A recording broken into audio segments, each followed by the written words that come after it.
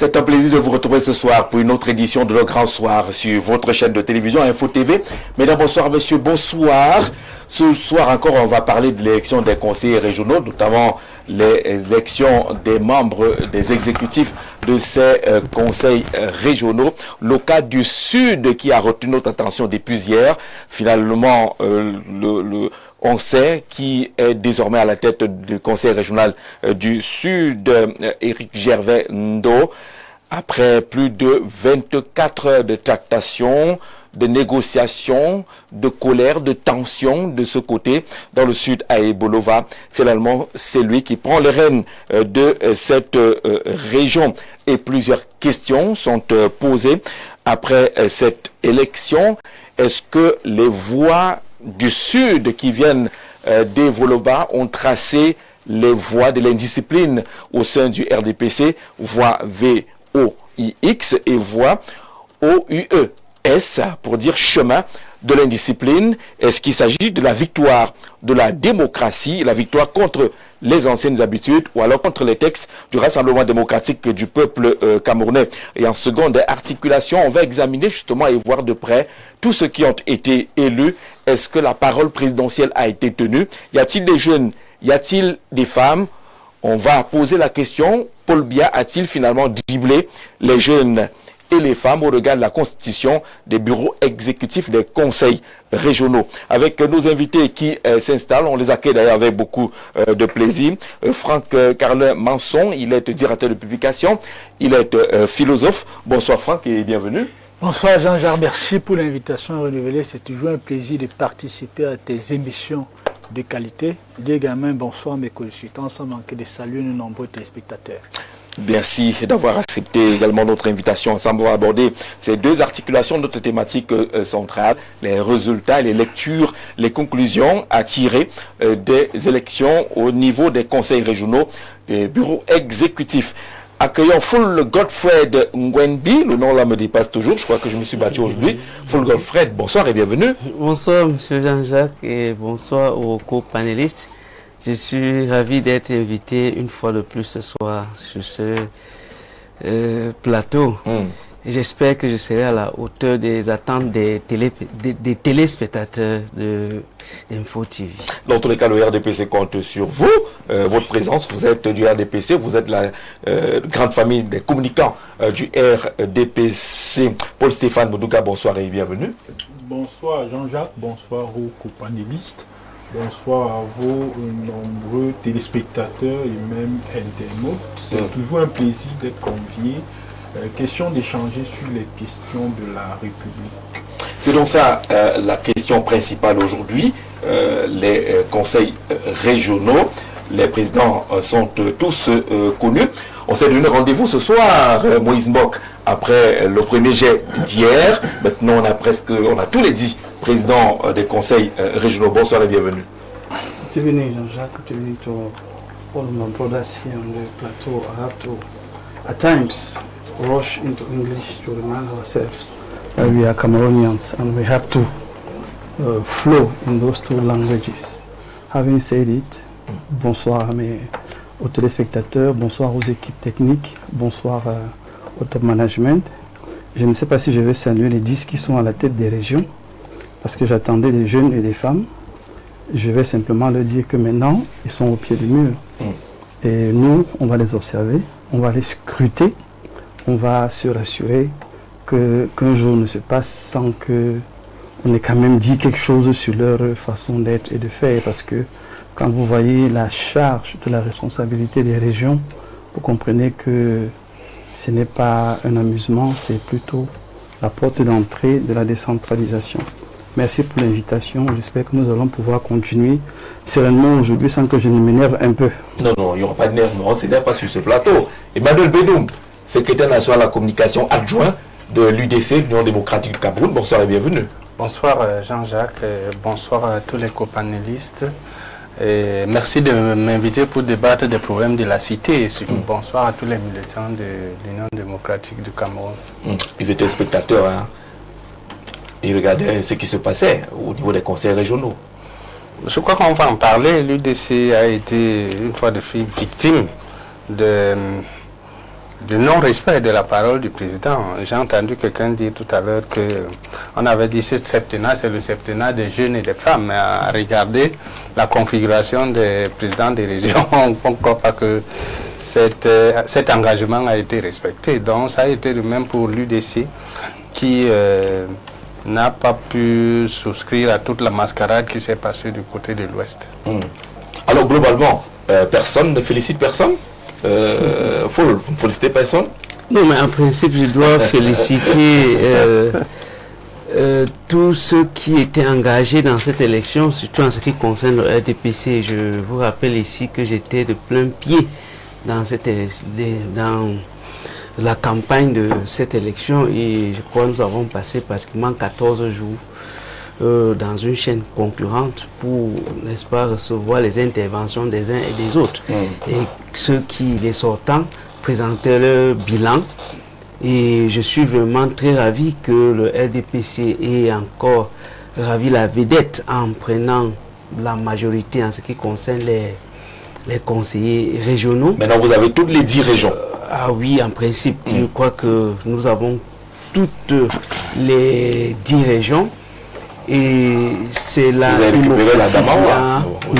démocratie qui a parlé. Je crois que c'est la voix du peuple et le choix a été porté, n'est-ce pas, au RDPC pour continuer, n'est-ce pas, à pousser le Cameroun vers l'émergence 2035. Et je félicite tous ceux à qui ces choix ont été portés et j'espère qu'ils seront à la hauteur des attentes des populations parce que en principe, à ce moment-ci, la décentralisation est vraiment en plein dans son... ce n'est plus question d'attente, mais c'est maintenant que la population doit... C'est fini le rôle d'observation. Il n'y a plus d'excuses. Il n'y a plus d'excuses et j'espère que ceux-là vont démontrer qu'il y a eu un rapprochement du pouvoir des administrés. D'accord, on comprend. Le RDPC félicite tout le monde parce que tous sont des militants du RDPC, les 10 présidents des conseils régionaux. Franck ne félicite personne? Bien sûr qu'on va féliciter ceux justement qui ont la charge de conduire ou alors de participer au développement. Tous à la fois? Au développement local. Oui, je les félicite. Félicitez pas Gilbert Timévouna particulièrement? Non. Je félicite tout le monde, tous ceux-là qui ont été élus. Je les félicite. Oui, c'est-à-dire c'est le choix du peuple, c'est l'expression du suffrage. C'est le choix du peuple indirect. On va entrer dans le débat tout à l'heure. Dans la norme, c'est cela en fait. Donc tout le monde est félicité. Docteur, vous félicitez personne en particulier? Non, je ne félicite personne. Avoir 10 présidents de régions qui appartiennent tous à un même parti politique, c'est quand même grave. Je dirais que c'est même gênant. C'est gênant. Mais c'est la force du RDPC. Non, c'est pas la force du RDPC. Et mon copanéliste disait, c'est la force parfois de la manigance et de la ruse. Mais non, nul ne peut se prévaloir de sa propre turpitude. L'opposition a toujours pensé qu'il fallait seulement briguer la présidentielle. On se rend bien compte aujourd'hui qu'à tous les niveaux, il faut être présent. Parce que c'est les conseillers régionaux qui finissent par élire un de leurs pairs. Et puis finalement, c'est eux qui gèrent la région. Nous étions où pendant tout ce temps? On va pleurer, on va se fâcher. Mais on reconnaît aussi qu'il y a de la ruse en face. Donc tout ce qui se passe, à mon sens, je ne félicite personne. Au contraire, j'attire l'attention de tous les partis d'opposition pour qu'on arrête de se jeter des pots de banane sur le chemin. Inutilement. Et qu'on réalise bien que le pouvoir, c'est sur le concret. Et le RDPC nous enseigne qu'il faut être pragmatique pour arriver à ce genre de position. Je ne les félicite pas, mais j'admire quand même leur habileté et leur sang-froid. C'est des gens qui n'ont pas de gêne, ils s'en foutent, même si aujourd'hui ils prennent les 180 députés et tous les sénateurs, ça ne va pas les déranger. Mais bon, après 43 ans, qu'est-ce qu'on a eu? C'est la question qu'il faut qu'on se pose. D'accord. Emmanuel, vous ne félicitez personne, naturellement? Non. Je ne peux féliciter personne. Au contraire, ce qui traverse mon âme, c'est vos frères, non? C'est l'amertume. Voilà. Vous savez, ce matin, j'ai regardé sur une chaîne de télévision concurrente un reporter de la CAN qui montrait les infrastructures au Maroc, par exemple. J'ai vu la ville de Casablanca avec les tramways, avec des trains à grande vitesse, avec des fleurs partout. Mais je demande, le Maroc n'a ni pétrole, ni bois, ni tout ce que nous avons au Cameroun. Et vous me dites, ces gens gèrent le pays depuis des années. Et nous sommes dans un poulailler, une poubelle. Et on vous dit, ces présidents des régions, dont le président nous a promis qu'il va plutôt mettre les jeunes et les femmes. Vous-même, vous voyez, est-ce qu'il a respecté sa propre parole? C'est la deuxième thématique de ce programme. Féliciter. Et Emmanuel Benou, Paul Stéphane, faites différent quand même. Non, vous n'avez pas fait ça. C'est difficile parce que, en fait, ça donne l'impression que le septennat, on nous a promis la grandeur et l'espérance, sera un peu compliqué parce que moi j'aime la citation d'Einstein qui dit que la folie c'est de penser que les mêmes causes vont produire les effets contraires. Donc avec ce qu'on a observé pendant les élections, en ce qui concerne le conseil régional, on se rend compte que en réalité la folie pour les Camerounais c'est de penser que pour la deuxième mandature, le conseil régional va produire quelque chose en termes de développement. C'est ce qu'on avait pensé du Sénat. Mais j'ai envie de demander aux gens aujourd'hui, quelle est la plus-value du Sénat en ce qui concerne la décentralisation? Parce que la Constitution vous dit que le Sénat représente les collectivités territoriales décentralisées. Quelle est l'action que le Sénat a posée aujourd'hui pour que la décentralisation avance au Cameroun? Je ne me souviens pas, sauf si elle a été posée quand j'étais au Tchad. Mais, jusqu'à date, le Sénat n'a posé aucune action, n'a initié aucune loi pour améliorer la décentralisation. Pourquoi? Parce qu'on est dans un système politique monocratique où tout se résume à la volonté du président de la République. Vous vous rendez compte que même pour avoir un président de conseil régional, on s'adresse d'abord au président de la République. Pour boucher les nids de Poulichia et Foulane, on s'adresse au président de la République. Donc je dis, sans réforme du système politique, il ne faut s'attendre à rien, je dis strictement à rien, du conseil régional au Cameroun. Alors ça a changé dans la Damawa, ça a changé dans l'extrême nord, ça n'a pas changé dans le nord, où le président Oumarou Ousmanou a été réélu avec près de 98%.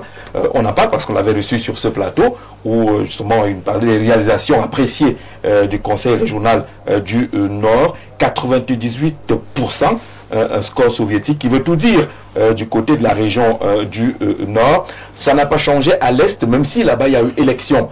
Finalement, le pli fermé de Yaoundé n'a pas été accepté, mais finalement le président sortant a rempilé. Victoire donc de Waman Mbele à Bertoua face à son challenger. 60 voix pour lui, Waman Mbele. Le challenger a eu 29 voix, il y a eu un bulletin nul de ce côté. Ça n'a pas changé dans le centre. Tonton Gilbert Tibévouna est toujours là. Le littoral, ça n'a pas été facile, mais finalement, pour les Kabalok, a été reconduit. Le sud a retenu notre attention pratiquement sur plus de 24 heures. Thierry Gervendo Eric a finalement été élu de ce côté. On prend un verre d'eau et puis on interroge justement la voie du sud. Quelle est la voie que trace la voie du sud? Terme d'un processus rigoureux de filtrage et d'analyse, ce qui vous permet d'étancher votre soif en toute sécurité. Buvez l'eau minérale Bonis, buvez la vie. Abordons donc la première thématique de ce programme, les voix du Sud qui se sont exprimées et qui ont choisi Gervendo. Est-ce que ces voix tracent les voies de l'indiscipline? Comment qualifier ce qui s'est passé dans le Sud, Paul Stéphane? J'ai envie de dire que ça dépend de là où on se situe en réalité. Quand on est, j'ai envie de dire, trop institutionnel, on va parler d'indiscipline parce que dans chaque organisation, il y a des textes. Et quand on appartient à une organisation, il faut respecter ces textes-là.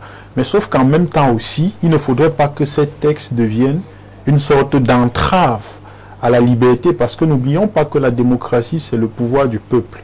Et ramener ça ici, on se rend compte pour le cas du Sud, bien évidemment qu'il y a la problématique de, comment on appelle ça, la discipline du parti, qui en réalité devient une sorte de musellement, j'ai envie de dire quoi, des populations. Parce qu'avec la discipline du parti, quand vous analysez bien, on a une sorte de démos sans kratos, c'est-à-dire un peuple qui n'a pas de pouvoir, c'est-à-dire un peuple qui n'a pas de dire, qui n'a pas la possibilité de dire qui doit, j'ai envie de dire, conduire le développement dans la localité. Ça fait donc que, avec les mécanismes de la discipline du parti et des textes du parti, généralement le peuple ne se reconnaît pas en le leader. Et généralement, le leader, j'ai envie de dire, n'a pas de pression en termes de travail parce qu'il sait que son investiture, généralement, dépend des fauteuils qui sont à Yaoundé. Du coup, qu'il ait des résultats vis-à-vis du peuple ou pas, la décision de le reconduire ou de les conduire dépend généralement du comité central. Et je pense que, vu sur ce prisme, on ne peut pas parler d'indiscipline. On peut simplement parler d'une expression démocratique, c'est-à-dire des citoyens qui pensent aujourd'hui qu'ils devraient être au début et à la fin du choix de celui qui doit porter les aspirations de la localité. C'est de ça qu'il est question aujourd'hui. Mais est-ce que ce n'est pas une mauvaise façon de l'exprimer? Il y a quand même des cadres prévus pour s'exprimer, pour exprimer ce genre de vision. Je dis, pour moi, je pense que ce n'est pas une mauvaise façon de l'exprimer parce que généralement, il est dit quelque part dans la Bible qu'avec le fou, parfois, il faut se comporter comme un fou. Parce que quand vous analysez, certainement, ils ont essayé à plusieurs reprises, mais on leur a opposé une fin de non-recevoir. Du coup, il faut passer à une vitesse supérieure pour leur faire comprendre. Parce que moi, j'analyse ça ici dans une logique futurologique. Ça veut dire qu'on est en train de leur dire que les élections municipales qui arrivent là, vous n'allez pas nous imposer les maires qu'on ne connaît pas comme vous avez l'habitude de le faire. Vous n'allez pas nous imposer les députés sous pli fermé. Nous voulons les maires qui connaissent le village. Nous voulons les maires que nous connaissons. Nous voulons des députés qui connaissent nos réalités et non des députés qui sont imposés depuis le comité central. Moi, je pense que c'est le message en réalité qui a été passé, tout en espérant que ceux qui sont à la tête de ce parti politique-là ont compris ce message parce que, et je sors par là, il ne faudrait pas qu'on se retrouve dans des situations comme Ayabassi, par exemple, je crois en 2015. En 2013. Exactement, où on n'a pas voté le RDPC par défaut. C'était une sorte de vote sanction parce que le comité central n'avait pas voulu écouter la population locale. Et quelqu'un disait ici qu'il faut se méfier, il y aura certainement les deuxièmes listes. Alors ici, ça ne se passe pas comme les populations, les militants l'attendent.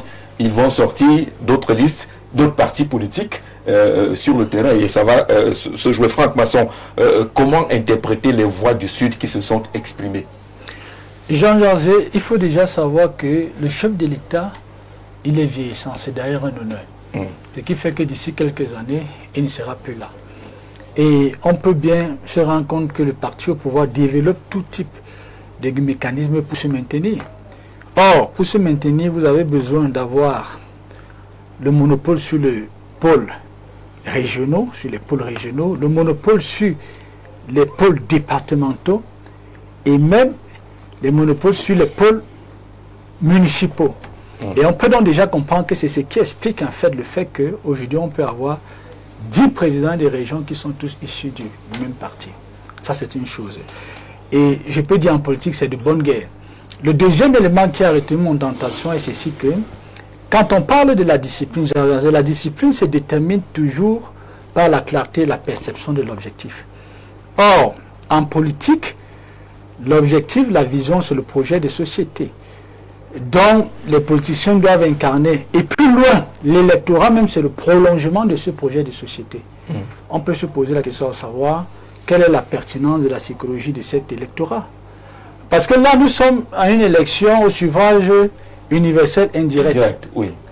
Ça veut dire que ce sont les conseillers municipaux et les chefs traditionnels de deuxième, je pense, c'est de premier degré, ou de troisième degré, ou de premier degré, qui élisent en fait les présidents de région. Donc, ça veut dire que je pense que ce qui se passe devrait plutôt interpeller les populations. Parce que ce sont les populations qui ont participé à ce que les maires qui ont voté soient là. Et dans une certaine mesure, à ce que même les chefs traditionnels soient là. Parce que dans certaines localités, il arrive parfois que les chefs, ça se vote. Donc moi, je pense que c'est une situation qui devrait plutôt interpeller les populations sur les échéances électorales à venir. Parce qu'il est certain que... Est-ce que ce n'est pas passé au-dessus des textes si on part directement à cette interpellation? Le comité central a rappelé ce que disent les textes du parti. L'éditorial de Christophe Mienzok ce matin dans les colonnes de l'Action rappelle ce que disent les textes et pense même que ce qui vient du Sud et de l'Est constitue un mauvais signal pour le parti. Oui, mais là maintenant, ça a tout un lien avec les batailles internes. Vous voyez, quand on parle du Sud, on sait très bien qu'il y a pas mal d'affinités qui se développent, ou alors qui se sont développées avec certains points du régime. Ce qui fait que c'est la guerre, en fait, au positionnement. Et cette guerre au positionnement donne lieu à des avis divergents. Dès lors que vous avez des avis divergents, ce sont ceux-là, en fait, je peux dire, qui bénéficient d'une proximité avérée avec les grands décideurs qui finissent par s'imposer. Et dans cette mesure, vous voyez très bien qu'on peut à un moment donné outrepasser même les textes. Parce qu'il faut savoir que la question des textes, ce sont les hommes qui font les textes. Et les hommes aussi ont le pouvoir de démonter ces textes selon que ça sert leur intérêt ou pas. Mais on ne les démonte pas comme ça, on ne se lève pas matin, on démonte les textes. Oui, il y a des instances qui appellent à ce que les textes on ne les démonte pas comme ça.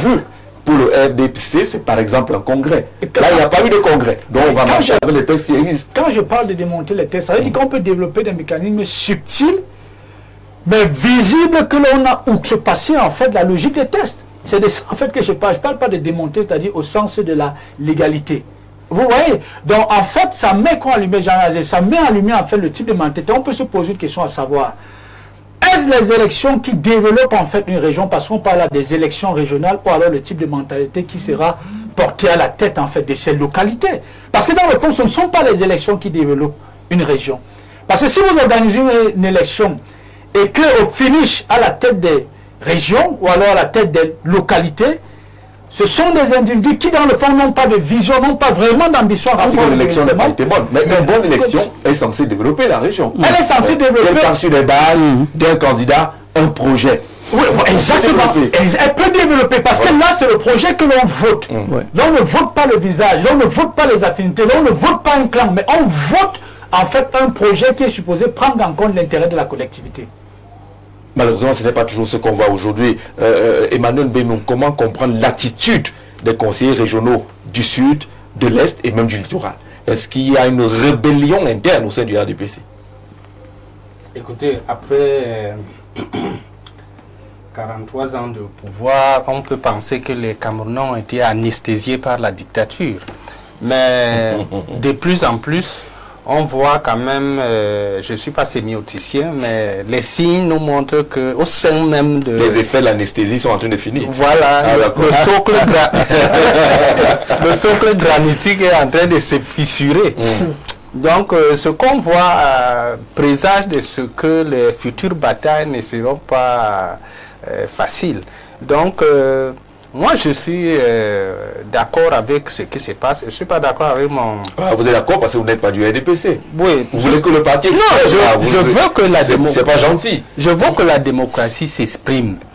Parce que cette caporalisation des militants par cette soi-disant discipline du parti n'est pas de nature à produire des vraies élites. Chez vous, non. Même dans l'UDC, à la discipline du parti. Non, mais c'est pas ce genre de discipline qui caporalise les gens, où on ne peut pas voter celui qui est compétent ou qui a l'assentiment des populations, alors des électeurs, comme c'était les conseillers régionaux. Donc moi je pense que s'il y a de bonnes élections, ça produit le développement. Vous mettez en doute ce qui se passe aujourd'hui. Oui. Vous inspirez de quoi? Nous sommes dans la situation où nous sommes parce qu'il n'y a pas de bonnes élections. Et l'actualité récente des présidentielles nous montre bien qu'il n'y a pas de bonnes élections au pays. Hein? Si on prend l'exemple des démocraties centenaires, on va nous dire oui, elles ont fait 200, 300 ans. Mais ici, à côté de nous, une bonne élection, c'est à côté de nous, il y a le Sénégal où le vainqueur félicite le vaincu. On peut le faire. Et vous savez que quand ça se passe comme ça... Vous ne le faites donc pas pourquoi? Vous ne félicitez pas les vainqueurs, pourquoi? Mais parce qu'il n'y a pas de... L'infrastructure électorale est décriée par tout le monde. Nous à l'UDC, vous savez qu'en 2012, quand on votait ce code électoral, on ne l'a pas voté. Et même l'allié du RDPC, l'UNDP ne l'a pas voté. Donc c'est un code électoral d'un parti. Donc vous ne pouvez pas dire que nous sommes d'accord. Le choix de ne pas voter est démocratique aussi. Hein. Pardon? Le choix de ne pas voter, c'est la démocratie. Non, vous ne pouvez pas dire que vous êtes à l'Assemblée 6 partis, vous êtes le seul à voter un code, vous refusez le consensus et vous dites qu'il est opposable aux autres. Non. Donc moi je pense que ce que nous vivons présage de ce que le futur ne sera pas très clair. Une bonne élection, c'est pour le parti au le bon respect des textes. Et la hiérarchie du RDPC incite sur le respect des textes. Sinon, vous allez dans ce qu'on a appelé un mauvais signal. Un parti aussi doit pouvoir faire respecter ses textes, non? le respect des textes, c'est vrai qu'aucune entité, aucun groupe ne peut marcher sans discipline, nous sommes d'accord. Mais lorsque cette discipline devient quelque chose comme un joug, où les gens ne peuvent plus se mouvoir, et forcément, si vous avez donné le nom de démocratie, les gens vont chercher à se sortir de ce carcan-là. C'est le cas du RDPC. On a entendu les présidents des sections dire souvent qu'ils sont écrasés par les décisions qui viennent du comité central, dont ils ne se reconnaissent pas. On les impose des individus qui ne sont même inconnus des populations. Full Godfrey, le RDPC, si on s'en tient à la peinture que certains font ici, est présenté comme un parti de dictature. Là, vous parlez de démocratie. C'est ça? C'est un parti de dictature? Vous savez, de l'extérieur, chacun peut décrire les couleurs de mon drap. Ah d'accord. Il faut que mon drap soit visible. Justement, tant que ce n'est pas visible, vous pouvez dire ce que vous pensez. Et bon, s'ils peuvent dire ça en regardant ce qui se passe à la surface, moi je dirais simplement que si il se trouvait en interne, il devait se rendre compte que si on parle du RDPC pendant 43 ans, certainement il y a un élément positif dans ce qu'il pense négatif. Et aujourd'hui, au vu de ce qui s'est passé, la démocratie. Souvenez-vous, on parle du rassemblement démocratique du peuple camerounais. Ça veut dire qu'il y a un pan de démocratie. Oui, certains ont cru qu'ils pouvaient fouler au pied la discipline du parti. Ils ont cru, ils l'ont fait. Bon, mais il faut dire, que ce quand je dis, non, mais il faut dire, l'indiscipline. Non, mais la majorité ont confirmé l'investiture du parti, parce que dans toutes les autres régions, en dehors de l'Est, où il y a eu quelques couacs, mais sinon, ceux qui ont été investis par le parti ont été votés haut la main, et ils ont eu quand même une majorité écrasante. Et ce qui est-ce que ce n'est pas ça le problème? La question des investitures qui est décriée depuis des années. La question de... Vous savez, chaque parti a un objectif à atteindre. Oui. Et lorsqu'on parle des objectifs à atteindre, il y a quand même... ça ne doit pas être une cour du roi Pétro où chacun fait ce qu'il veut. Le parti a quand même un objectif à atteindre et il faut choisir. Sachez déjà que le RDPC fait confiance à la base. Et avant que vous arriviez à ce niveau-ci, il y a d'abord le dépôt de candidatures. Et ces candidatures sont sélectionnées par certains organes. On part de la section à la sous-section, de la sous-section au niveau départemental, du départemental au régional, du régional au comité central. Et le président national a même une voix qui porte sur tout ça. Et quand vous arrivez à ce niveau, ça veut dire que le parti a pu choisir les hommes qu'il faut à la place qu'il faut. Parce qu'il faut déjà faire dire que nous sommes ici, le problème se pose aussi ici au niveau du choix de l'exécutif. Mais ça ne voudrait pas dire que ceux qui ont été investis étaient incompétents, parce que ceux-là au moins avaient déjà quand même une voix, ça veut dire qu'ils sont passés par le critère de sélection. Ils ont respecté tous les critères jusqu'à cette étape. Jusqu'à cette étape. Où ils ont dit que non, ce n'est plus bon. Mais à ce niveau, il y a quand même certains types d'équilibre qu'il faut faire prévaloir. Et en ce temps-là, vous voyez que le parti intervient. Mais si on intervient pour... Est-ce que le parti n'intervient pas un peu trop? C'est ce que semblent dire les militants, qu'il y a un peu trop de présence de la hiérarchie dans les choix qui doivent être ceux de la base. Bon, toujours est-il, il faut comprendre qu'au RDPC, c'est la démocratie qui prime. Si on a constaté que... Non, je vais vous dire... Non, monsieur Jean-Jacques, je vais vous dire ce qui s'est passé là, si c'était ailleurs, je ne sais pas si c'est... Je ne veux pas appeler les partis politiques ici, vous aurez dû entendre autre chose, mais on est passé quand même au vote. ça veut dire que les voies démocratiques ont prévalu sur d'autres. J'espère qu'on n'avait pas sanctionné longtemps après. Mais quand vous dites ailleurs, on a pas vu de sanctions après. On a vu la vote. C'est le jeu démocratique qui s'est fait et que ceux-là ne vont pas être sanctionnés. Le linge sale, en principe, se lave en famille. Je crois que ce ne serait pas, c'est pas peut-être. Je vais vous rappeler les cas de figure qu'on a connus par le passé avec des sanctions. Oui, c'est pas la première fois que ça arrive, c'est arrivé et puis et chaque fois, il y a des sanctions.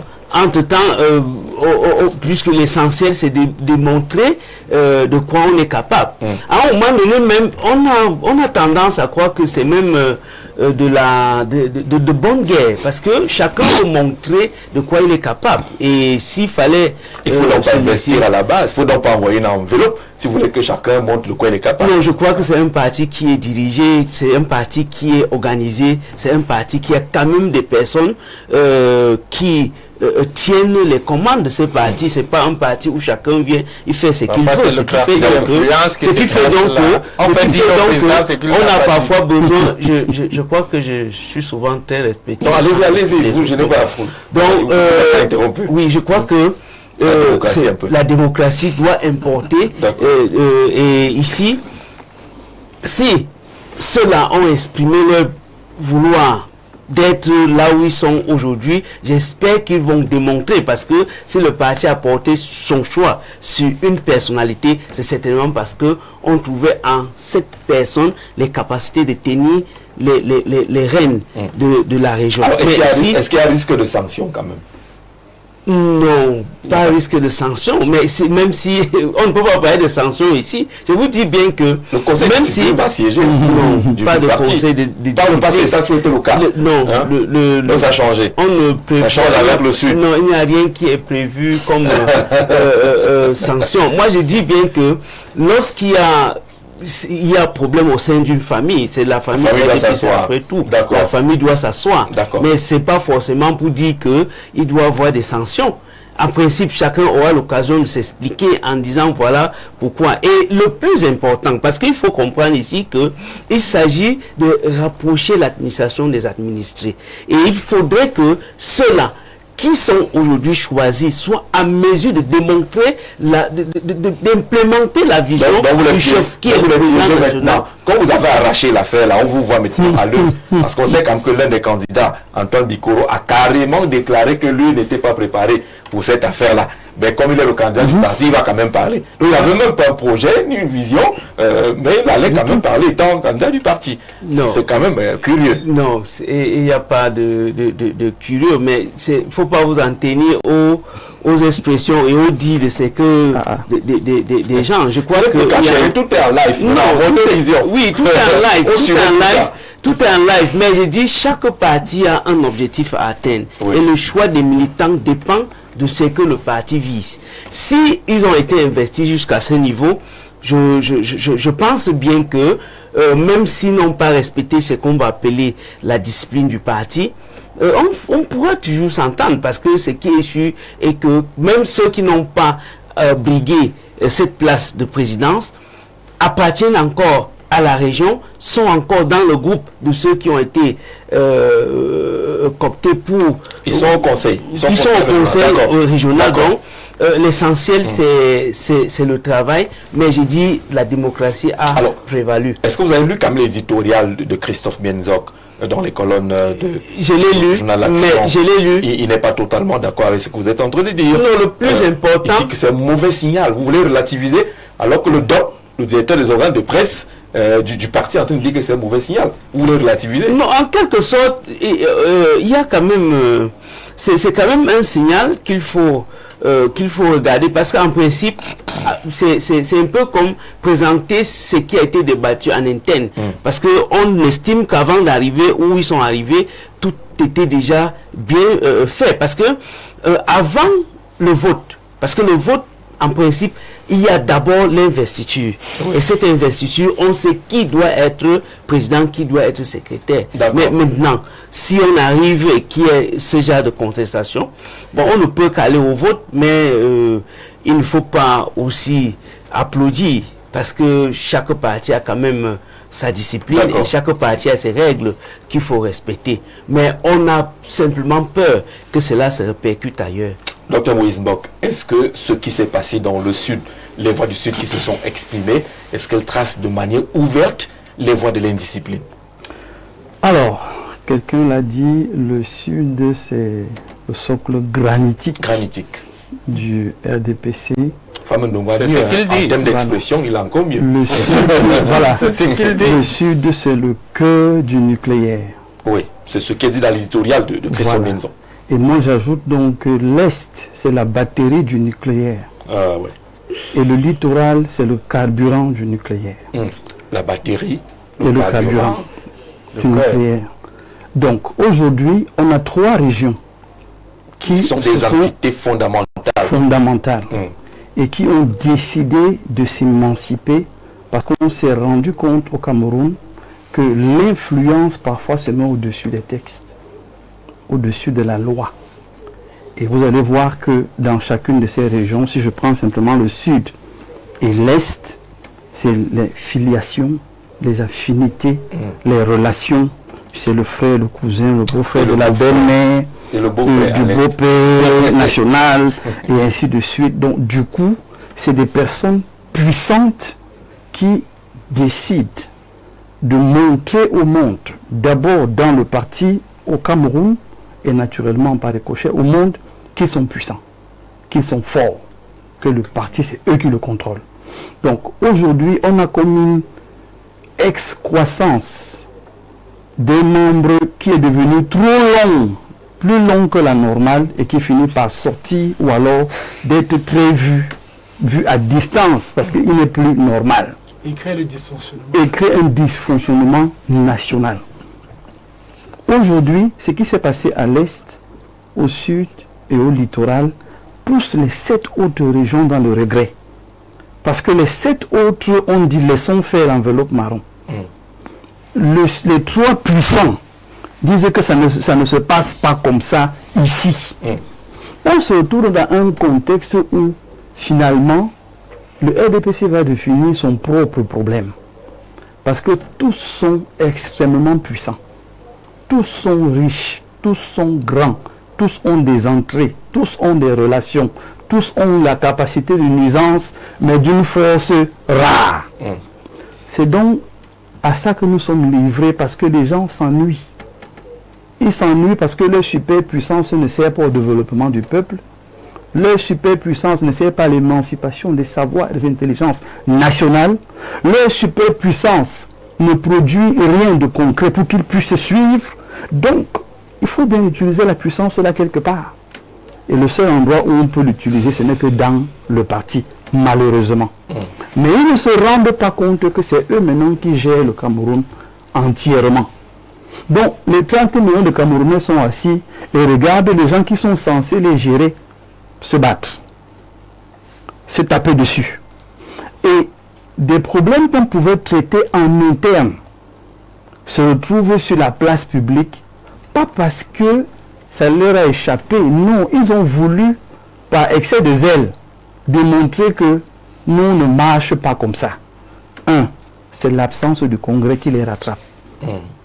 2, c'est le discours d'investiture du chef de l'État qui les rattrape. Parce qu'il a annoncé les jeunes, il a annoncé les femmes. Mais on a vu pendant ces campagnes les jeunes réduits à taper le tam-tam et à danser pour recevoir 1000 francs. Installer les tanks, installer les chapiteaux, porter les chaises et les grands. On les a réduits à ce niveau, ça a créé ce que ça a créé. On a vu pratiquement la seule femme, Cathy Meba, qui s'est battue bec et ongle pour sauver l'honneur du discours d'investiture du chef de l'État. Mais comme ils sont tous puissants et qu'ils savent que personne ne peut rien leur faire, ils ont dit, ce discours c'est pour vous. Nous on fait ce qu'on veut. On sait où on va voir le vieux le soir, on va jouer au songo ensemble, on va lui expliquer pourquoi on a fait ce qu'on a fait. Parce qu'on t'aime beaucoup, on veut te défendre, les jeunes là ne maîtrisent pas grand chose, l'opposition va les embrouiller et patati patata. Malheureusement, et Christophe Mienzok l'a dit, le signal est très mauvais. Il est très mauvais parce que les autres élections arrivent, les autres échéances arrivent.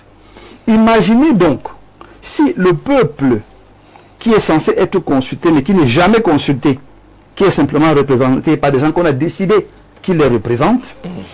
Le peuple qui se retrouve aujourd'hui a dit, les gens même que vous dites que nous représentons, nous-mêmes maintenant là, on ne les veut plus.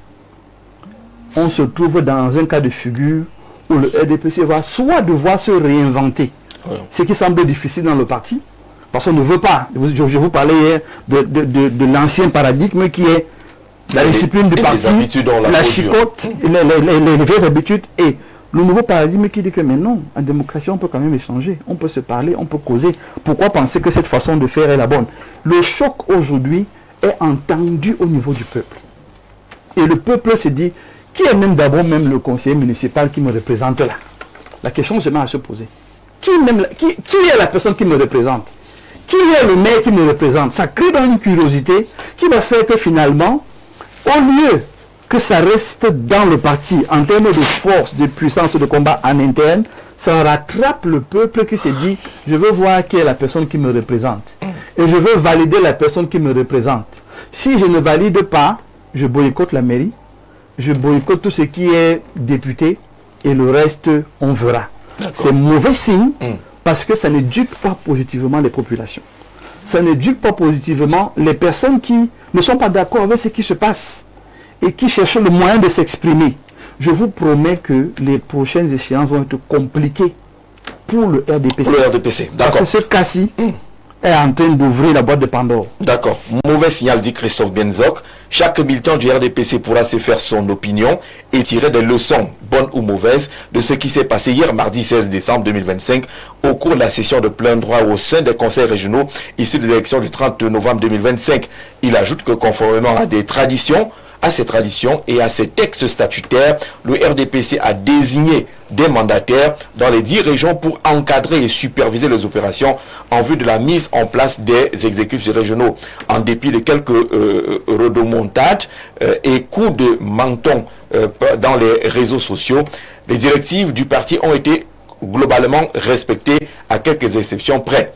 Ainsi, les candidats ayant reçu l'investiture du parti confirmée au sein du groupe régional composé des élus du RDPC ont été pour la plupart élus haut la main avec des scores proportionnels à la confiance que les militants accordent au président national et aux instances dirigeantes du parti. Dans la région de l'Est, un candidat s'est non investi a cru devoir maintenir sa candidature en bravant les consignes de discipline. Il a été régulièrement battu. Le cas qui interpelle le plus reste celui de la région du Sud où la session de plein droit a dû être reportée sine die par le gouverneur de la région représentant l'État. Quelle image, s'exclame Christophe Benzok. En effet, certains conseillers régionaux ont décidé de rejeter ce qu'ils appellent de manière péjorative le pli fermé du comité central, autrement dit les camarades choisis par la hiérarchie du parti. Quelle que soit l'issue de ce bras de fer entre le parti et certains de ces élus qui pourtant eux-mêmes ont bénéficié de l'investiture pour être sur la liste des candidats, il s'agit d'un mauvais signal, d'autant plus mauvais et dangereux qu'il provient du Sud, région natale du président de la République, président national du RDPC, longtemps considéré comme socle granitique du parti. Tout est dit dans cet extrait de l'éditorial de Christophe Benzok.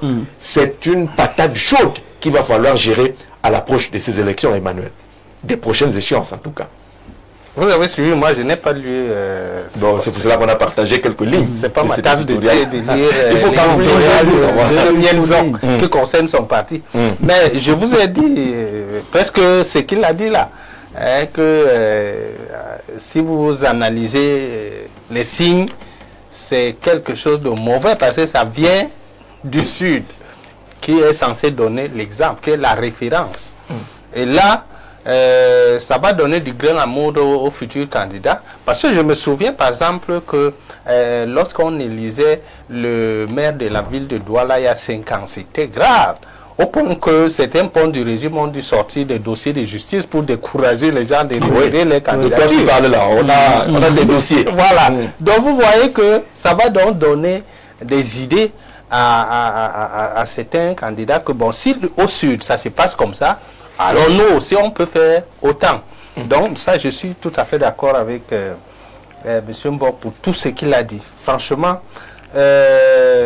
lorsque la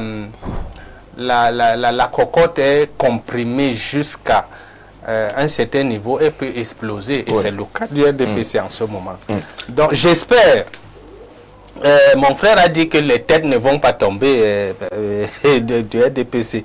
Mais vous savez que dans ces genres de situations, si les têtes ne tombent pas, parce que moi, je suis quand même l'actualité. Jusque-là, les têtes ont toujours été coupées. Oui, les têtes ont souvent été coupées parce que c'est de nature à décourager les autres pour leur montrer que si vous faites comme ça, voilà ce que vous attend. Il y a le cas d'Ama Modi. On vous dit, si vous faites comme ça, vous pourrez être investi par le parti. Dans tous les cas, ils ne peuvent que être sanctionnés dans le parti. Ça ne changera rien au mandat. Tout à fait. Si vous sanctionnez Kevin aujourd'hui, il va rester président du conseil. Non, mais jusqu'à la fin de son mandat. Si tu permets, le conseil régional n'est pas un organe autonome. Il est en relation avec l'État central et les administrés. Il aura toujours besoin d'avoir une bonne relation avec l'État central, qui a un 15%, je crois bien, de budget qu'on leur attribue, je crois. Il y a un montant qu'on leur attribue. Cette rotation ne peut pas lui être refusée. Ça va rien avoir le parti. On a suivi le premier quinquennat. Ils ont bien dit qu'ils n'ont pas reçu. Certains n'ont pas reçu ce qu'ils devaient recevoir pour des raisons qu'on ne veut pas dire ici. Donc pour dire que chaque président de conseil gagnerait à être en paix avec non seulement les instances du parti, mais c'est toujours eux qui gèrent l'État, en fait. D'accord. Donc il faut être fin à ce niveau. Ils ne sont pas autonomes. Sur la sortie de Christophe Benzok, on lit bien que le sommet du parti regarde d'un mauvais œil ce qui s'est passé dans le sud et à l'est, par exemple. Moi, je pense que le sommet du parti ne devrait pas regarder ça d'un mauvais œil. Parce que les lois ne sont pas des temps. Sinon, ils vont tout perdre, hein. Oui. Ils vont se retrouver dans une affaire où on refuse les hautes instructions à gauche et à droite. C'est sur ce chemin-là qu'on est en train d'aller. C'est ce que je veux dire. D'accord. Parce que les lois ne sont pas des tentes dressées pour le sommeil. Les lois sont dynamiques. Elles s'adaptent aux besoins de la société. Voilà. Si aujourd'hui, la base vous dit que nous ne voulons plus les investitures, vous devez remettre en question vos lois. Et j'ai envie de dire, vous ajournez par rapport à la base. Parce qu'en réalité, c'est la base qui est votre force. Ce n'est pas vous qui êtes la force de la base. Le parti politique, c'est sa base électorale. Et alors, si la base vous dit que nous ne voulons plus avoir des personnes imposées par le comité central, on doit simplement comprendre ça. Et en même temps, quand vous poussez l'analyse un peu plus loin, ou quand vous faites une analyse politique ou même politologique de la technique d'investiture, ça va peut-être choquer les gens. Vous allez vous rendre compte qu'il y a un esprit malsain derrière l'investiture. Parce que dans la loi, il y a son esprit. En réalité, quand vous analysez l'esprit de l'investiture, il s'agit, ou il est question, de ne pas fabriquer des leaders populaires qui pourraient nous faire concurrence dans notre localité. Parce qu'imaginez-vous que Jean-Jacques Zé soit porté par sa population et qu'il devienne maire ou président de conseil régional et qu'il travaille bien. Du coup, il devient un caillou dans la chaussure pour l'élite qui rencontre le président de la République et le président national chaque jour. Du coup, qu'est-ce qu'il faut faire?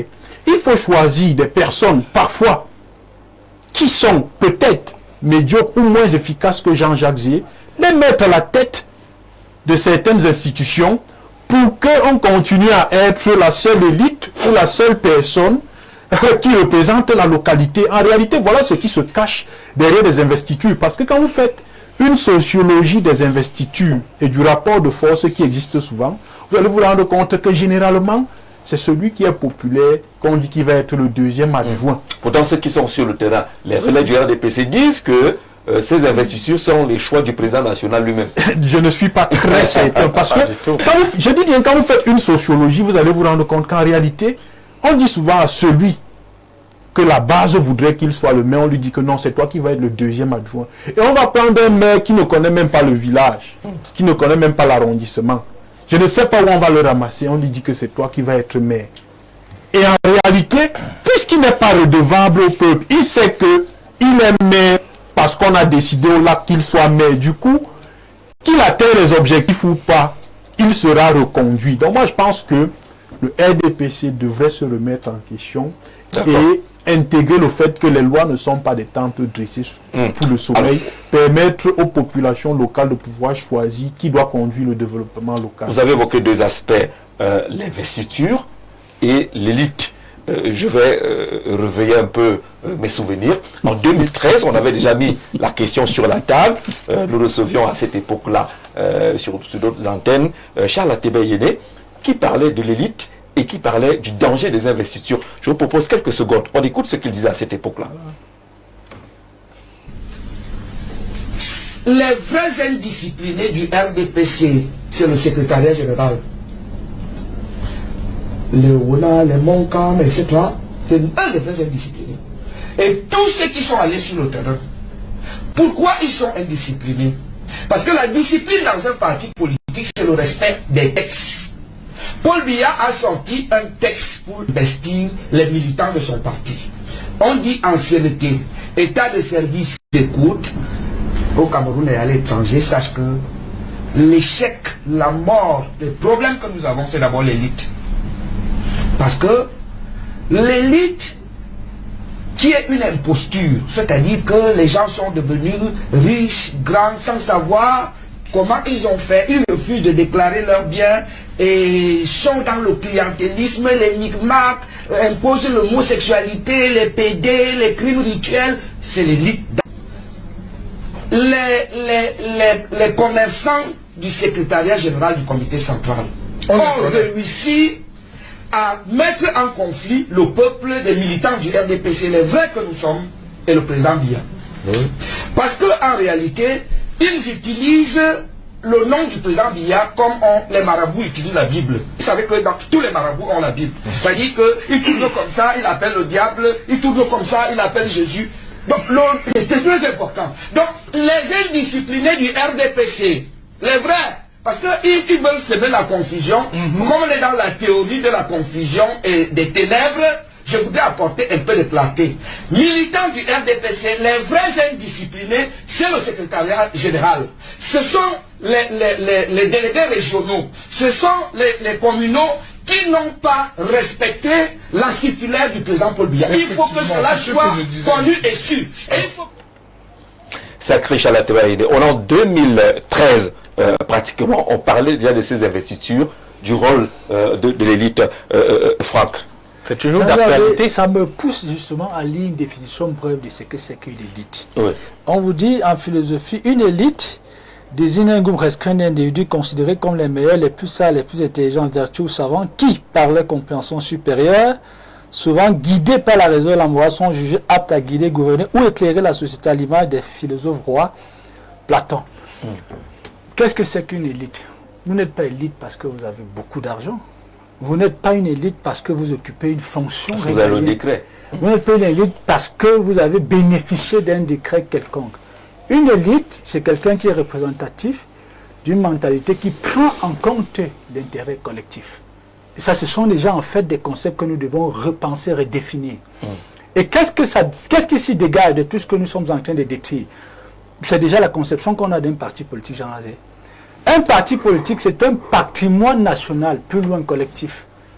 Mais pour le percevoir ainsi, il faut bien que ceux qui représentent un parti politique soient eux-mêmes dans leur personnalité, ou alors se considèrent comme un patrimoine collectif, pas comme un patrimoine individuel. C'est là le problème. Les partis politiques se gèrent par d'aucuns comme des propriétés privées. Voilà, c'est la chose de papa, c'est la chose de l'oncle, et je peux en faire ce que je veux. Mais seulement, ce qui m'intrigue le plus, c'est ceci que, voyez-vous, c'est précurseur dans le fond à l'autodétermination en fait des populations. Parce que je pense que ça devrait ouvrir les yeux aux populations. Et que les populations soient de plus en plus, je peux dire, sensibles à la personne sur qui elles devraient porter leur espoir à l'avenir. De telle sorte que l'on ne se retrouve plus à la tête des partis, alors dans certains instants qu'on se retrouve avec les personnes qui ne roulent qu'en fait pour leur intérêt personnel. Mais dommage que la plupart des leaders d'opinion, des leaders politiques, ont pu créer des schismes même dans les populations, même dans l'électorat. Parce que très souvent, quand une dynamique en rapport avec des revendications nobles se soulève, on va très souvent exploiter les individualistes individuels pour tuer les mobilisations dans l'œuf. Donc, je pense qu'il revient justement aux populations, à l'électorat distingué, de prendre conscience en fait des enjeux. Ça veut dire quand vous portez votre choix sur quelqu'un parce qu'il est de votre famille, parce qu'il est de votre région, alors parce que certains choix, Franck, ont été contestés du fait que l'élite voulait imposer quelqu'un qui est proche. Ce que Charles Adoua a appelé la République des liens. Oui, il y a toujours un cousin, un beau-frère, quelqu'un de la même tribu, de la même communauté qu'on veut imposer. C'est là où ça s'est un peu bloqué dans cette énergie. Oui, ce que je dis, c'est quoi? C'est que ceux qui ont justement la possibilité de créer tout ce désordre-là, mais ce sont des personnes qui, autrefois, ont été élues, en fait, par les populations. Donc, vous voyez que le problème, il faut le traiter à la base. Et il revient justement aux populations de le faire. Ça interpelle, en fait, le sérieux alors et la responsabilité des populations. Jean-Georges, une élite, c'est pas un sophiste. Non, vous n'êtes pas un sophiste. La plupart des politiciens, bien vrai, il y a des sessions, sont des sophistes. Et je pense que c'est précurseur à ce que les populations, à la limite, prennent des bonnes décisions. D'accord. Alors, vous avez écouté Charles Atebaïne tout à l'heure, on est d'accord que c'est un sujet fortement d'actualité. Oui, le sujet est fortement d'actualité pour la simple raison que les réformes ne suivent pas. C'est-à-dire que depuis beaucoup d'années, le Cameroun est resté tourné sur lui-même. Je prends le cas du Minépat. On fabrique les champions nationaux pour le Cameroun. Pourtant, on devrait fabriquer des champions nationaux pour attaquer l'international. Ce qui fait que tant qu'on est resté sur notre nombril, on va penser que mettre un cousin, une nièce, une tante pour remplir la formalité est normal. Parce qu'il n'y a pas de défi, il n'y a pas de compte rendu, il n'y a pas d'objectif à atteindre. Mais il faut absolument qu'il y ait des réformes. Quand il y a des réformes, il y a une vision qui est claire, des objectifs à atteindre et des cibles qui sont connues, je vous promets que votre cousin devient un élément à ne pas exposer. Votre nièce devient un élément à ne pas exposer. Mais si vous le mettez en avant, vous savez qu'il a de la compétence pour pouvoir tenir face aux défis et aux challenges qui arrivent. Donc il a décrit une époque qui devrait s'arrêter en 2025 en tout cas, parce que ce qu'il a dit a continué de marcher jusqu'à aujourd'hui. Mais il faut que les réformes suivent, que les Camerounais comprennent bien qu'on n'est pas Cameroun pour le Cameroun. On est Cameroun pour l'Afrique, on est Cameroun pour le monde. Si on reste Cameroun pour le Cameroun, on va continuer à lutter et à mener des batailles idiotes. On va continuer à vouloir montrer qui est le plus beau, qui est le plus intelligent, qui est le plus fort. L'élite, donc, est celui qui a la capacité de transcender toutes ces réalités tribales et nationales. Je vous disais pendant la campagne que ceux qui ont été retenus par les camps pour être candidats n'appartiennent plus à leur tribu, n'appartiennent plus à leur parti politique, n'appartiennent plus à leur ethnie. Ils appartiennent désormais à la nation. Et le parti qui est élu n'appartient plus à quelqu'un. C'est le parti qui appartient à la nation. Le jour où on va sortir de la logique du défi interne et qu'on va se donner le défi externe, notre attitude va changer, le choix des hommes et des femmes va changer et les objectifs seront tellement clairs que les incompétences seront évidentes. D'accord. Il cite là le commerce, il dit d'ailleurs que le secrétariat général des commerçants du secrétariat général de ce côté-là, que les plus indisciplinés c'est de ce côté et que le résultat des cours sera justement ces investitures qui sont querellées aujourd'hui où il envoie du RDPC. Oui, vous savez, parfois certaines personnes peuvent exprimer leur frustration de plusieurs manières. Il ne faut pas oublier que c'est lui, il se retrouvait aussi frustré. Je ne sais pas pourquoi. Vous savez pourquoi? Mais il faut dire...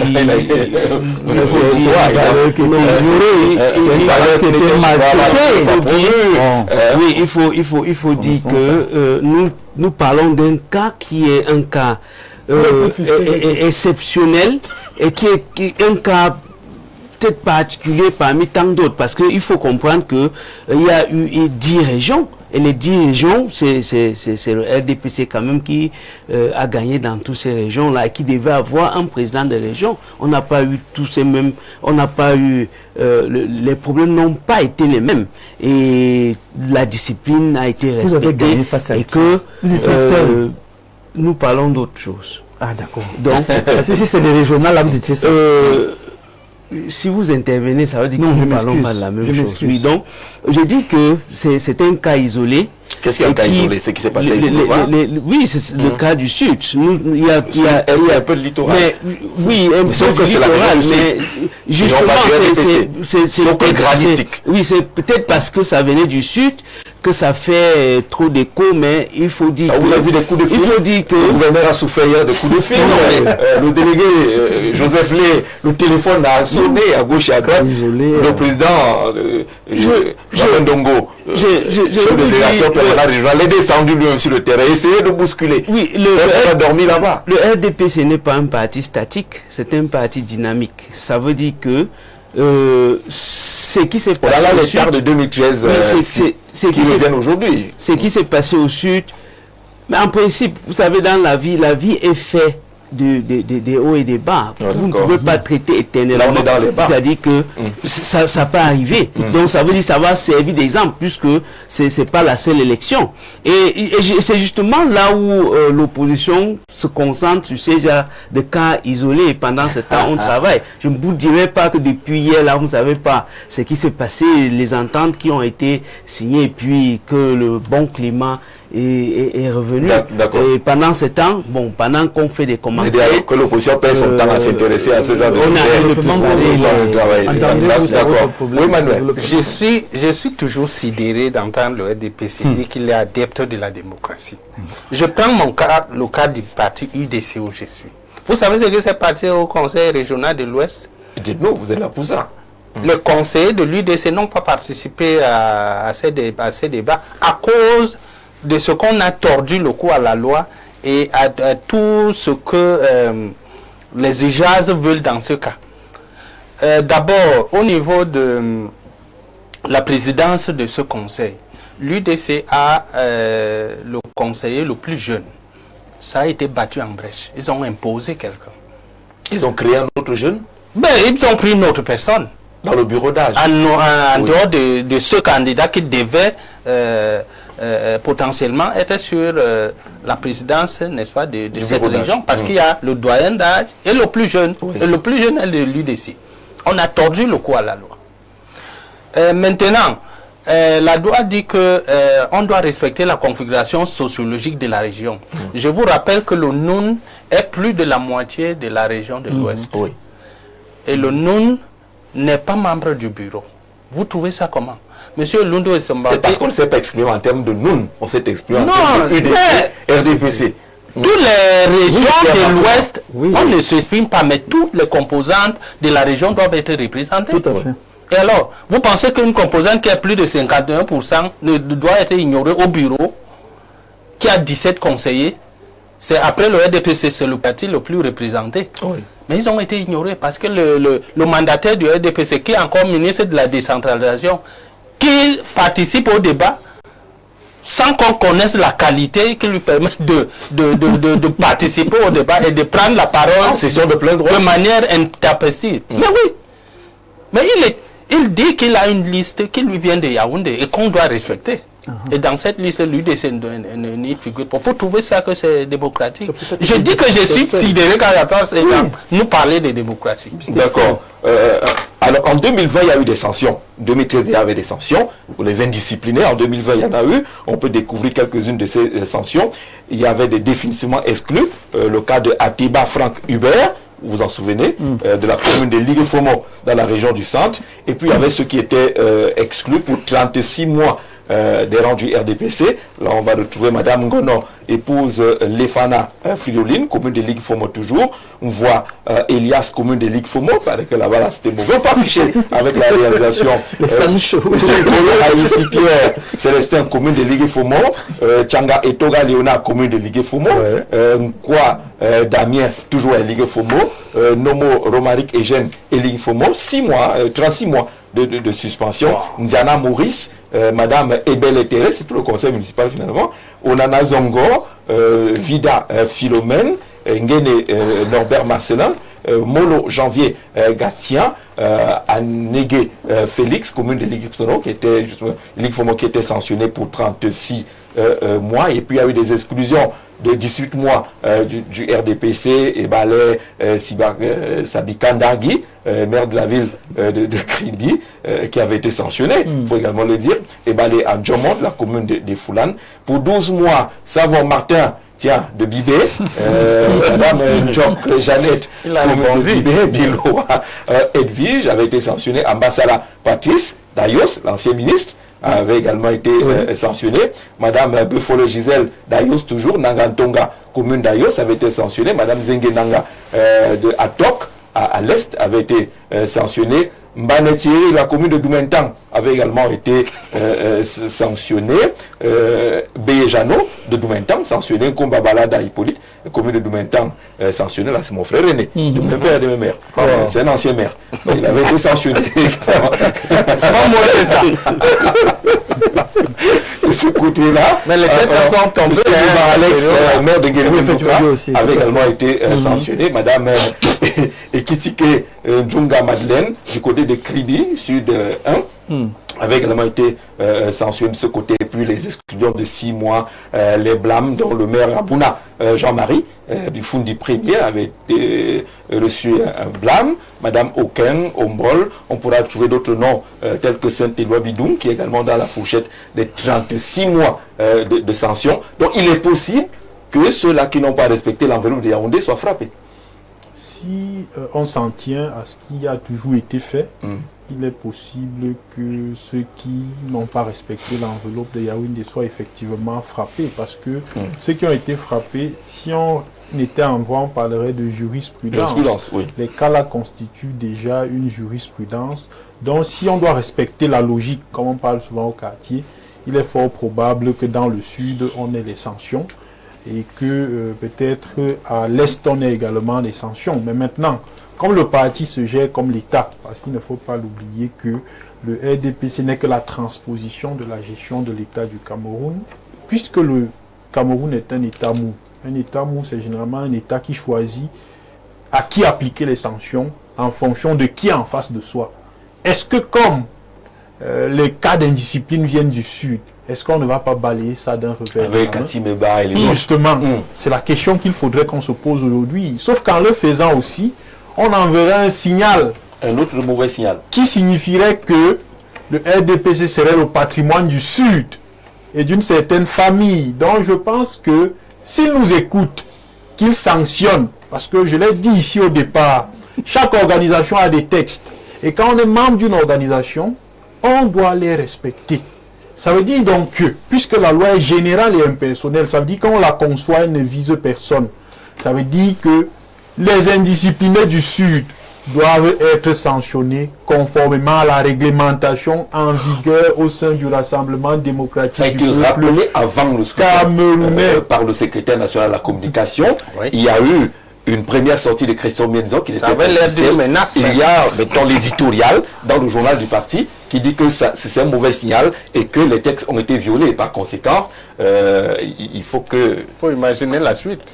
Bon, n'imaginons pas. Alors, on va en Côte d'Ivoire. Bonsoir Jean-Jacques et à ton panel. En 2013, c'était chaud. Sur toi, tu ne voyais pas très clair, mais à moi tu es un grand journaliste. Non, c'était pas chaud. J'étais tout jeune là. C'était. Vraiment, toi tu vois les choses que c'est ça le thème. Est-ce que c'était le thème? C'est pas mal ça. Ah oui, bah oui. J'ai envie de dire que c'est la couleur à l'image, c'est une vieille image. Il date de 2013 et là il a été transféré plusieurs fois. Elle a circulé, téléchargé, partagé, ainsi de suite, plusieurs fois. D'ailleurs, on remercie Patrice Assiga-Yene qui nous a proposé ces belles images-là. Bonsoir Jean-Jacques Zé, à ton riche panel, aux nombreux Camerounais et autres à travers le monde. Un jour, en villégiature dans l'arrondissement de Vengue, j'ai entendu un enfant expliquer à son ami ce qu'était une élite, une grosse voiture noire, une grosse roue derrière. Voilà, alors l'élite Joe Frazier depuis Vengue. Voilà. Ah, c'est ça l'élite là-bas. Si vous avez la voiture noire, avec une roue derrière, parce que c'est pas toutes les voitures qui ont une roue derrière. C'est aussi assez dans l'immatriculation, c'est parfait. Les hommes viennent là-bas. Bonsoir à vous sur le plateau et bonne thématique, s'il vous plaît. M. Jean-Jacques Zé, le président de la République du Cameroun, est natif ou ressortissant de quelle région? Centre ou sud? Alors, c'est une vraie question, moi je ne sais pas. Il est camerounais. Vous posez la question. Il est camerounais. Voilà. Une indiscipline venant du sommet où jeunes et femmes ont été sacrifiés bientôt 4 décennies dans la fable du maître Corbeau et le renard. Quel cynisme dans la roublardise politique cartron. Thomas, tu vas me tuer. Tu nous faire marcher avec le dictionnaire maintenant tous les jours pour qu'on rattrape un peu certaines choses-là. Jean-Jacques, la démocratie ne s'accommode pas de la discipline du parti et des investitures. Où est donc la volonté populaire s'il faut que le comité central soit l'alpha et l'oméga dans la prise de décision? On sent comment c'est difficile de se départir du parti unique. C'est Abo qui dit que c'est les habitudes du parti unique qui résistent dans votre parti, le RDPC. Bonsoir.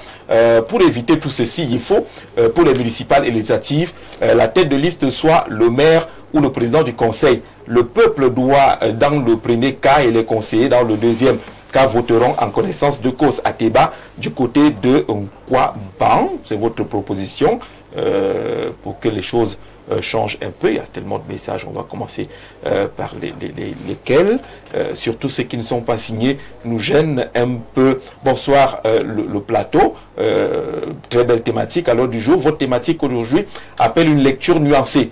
Assimiler les voix venues du Sud à de simples voix de discipline serait une erreur d'analyse. Les investitures du comité central ont, dans leur grande majorité, prospéré à travers le pays, confirmant que la discipline du RDPC demeure une réalité. Les tensions observées dans certaines zones ne constituent donc pas une règle, mais des signaux d'alerte. Ce qui est exprimé n'est pas un rejet du parti, encore moins une volonté de rupture. Il s'agit plutôt d'un malaise face à certaines pratiques, notamment le parachutage et le nomadisme politique. Lorsque les candidats sans enracinement réel sont investis au mépris des aspirations profondes de la base militante, cette base oppose une résistance légitime. La leçon est claire. L'investiture statutaire ne suffit que lorsqu'elle s'appuie sur une légitimité militante construite par le travail de terrain, la loyauté et la proximité avec les militants. Là où ces critères sont respectés, la discipline suit naturellement. Là où ils sont ignorés, le vote sanction devient un symptôme non discipline, mais d'un dysfonctionnement en amont qu'il appartient aux dirigeants du parti de corriger à l'avenir. Jean-Calvin Mendim, depuis Bertois, merci pour cet exposé. Monsieur Zé, je suis Noam Ngono Laurent Achille, depuis Yaoundé. Bonne thématique, sans être excessif. Je crois que le parti qui se porte le plus mal au Cameroun, parlant de la véritable expression de la démocratie, c'est le RDPC. C'est un vous répondez directement non, comment? C'est un parti d'état-major. C'est quoi cette histoire de discipline de parti si ce n'est le moyen le plus ostentatoire d'imposer des personnes non choisies par la base, qui n'ont pas été choisies par la majorité? Que ce parti qui a pompeusement introduit le mot démocratique dans son descriptif procède à des primaires, et vous verrez que les vrais choix de la plupart de ces élus seront déboutés. On ferait mieux au RDPC de parler de dictature du parti et non de discipline du parti. Et là, vous n'êtes pas d'accord qu'on parle de dictature du parti. Bonsoir, je pense qu'il ne faut pas que la mauvaise utilisation de la discipline du parti, notamment dans la désignation des responsables, nous amène à légitimer l'indiscipline et remettre en cause la nécessité du directoire du parti à avoir le contrôle sur les choix, car au finish, c'est le parti qui assume le bilan.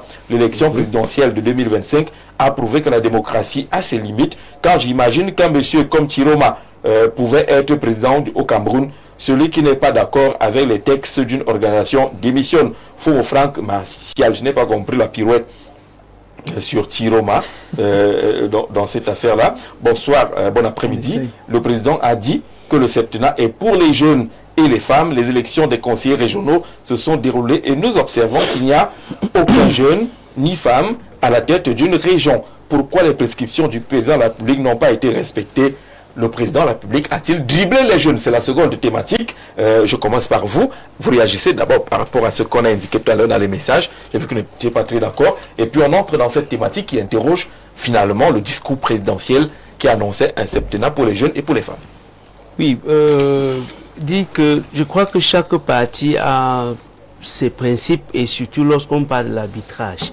Et s'il faut taxer le RDPC d'un parti dictate, je crois que c'est un peu dit assez, c'est-à-dire c'est quelque chose, c'est une expression qui n'a pas lieu d'être, parce que je crois que nous respectons, quel que soit ce qui s'est passé, puisque nous parlons de l'élection des membres du bureau du Sud, mais on a fini toujours par rentrer dans les votes. Et lorsqu'on parle de vote, ça veut dire qu'il y a un choix et chacun est responsable du choix qu'il a fait. Maintenant, comme chaque parti, ils ont leurs règles internes.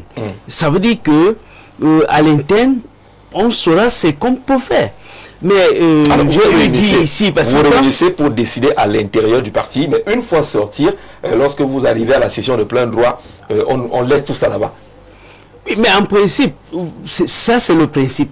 Mais il y a des cas exceptionnels. Et on vous dit le principe a été respecté presque dans toutes les autres régions, exceptionnellement au sud. Mais bon, ça permet quand même de tirer certaines leçons et de savoir ce qu'il faut faire. Moi, je crois que le parti est dirigé par des personnalités, des gens très expérimentés qui savent régler les problèmes qui sont même plus difficiles que ceci. Et à penser qu'à chaque fois qu'on agit dans le RDPC, on tape dessus.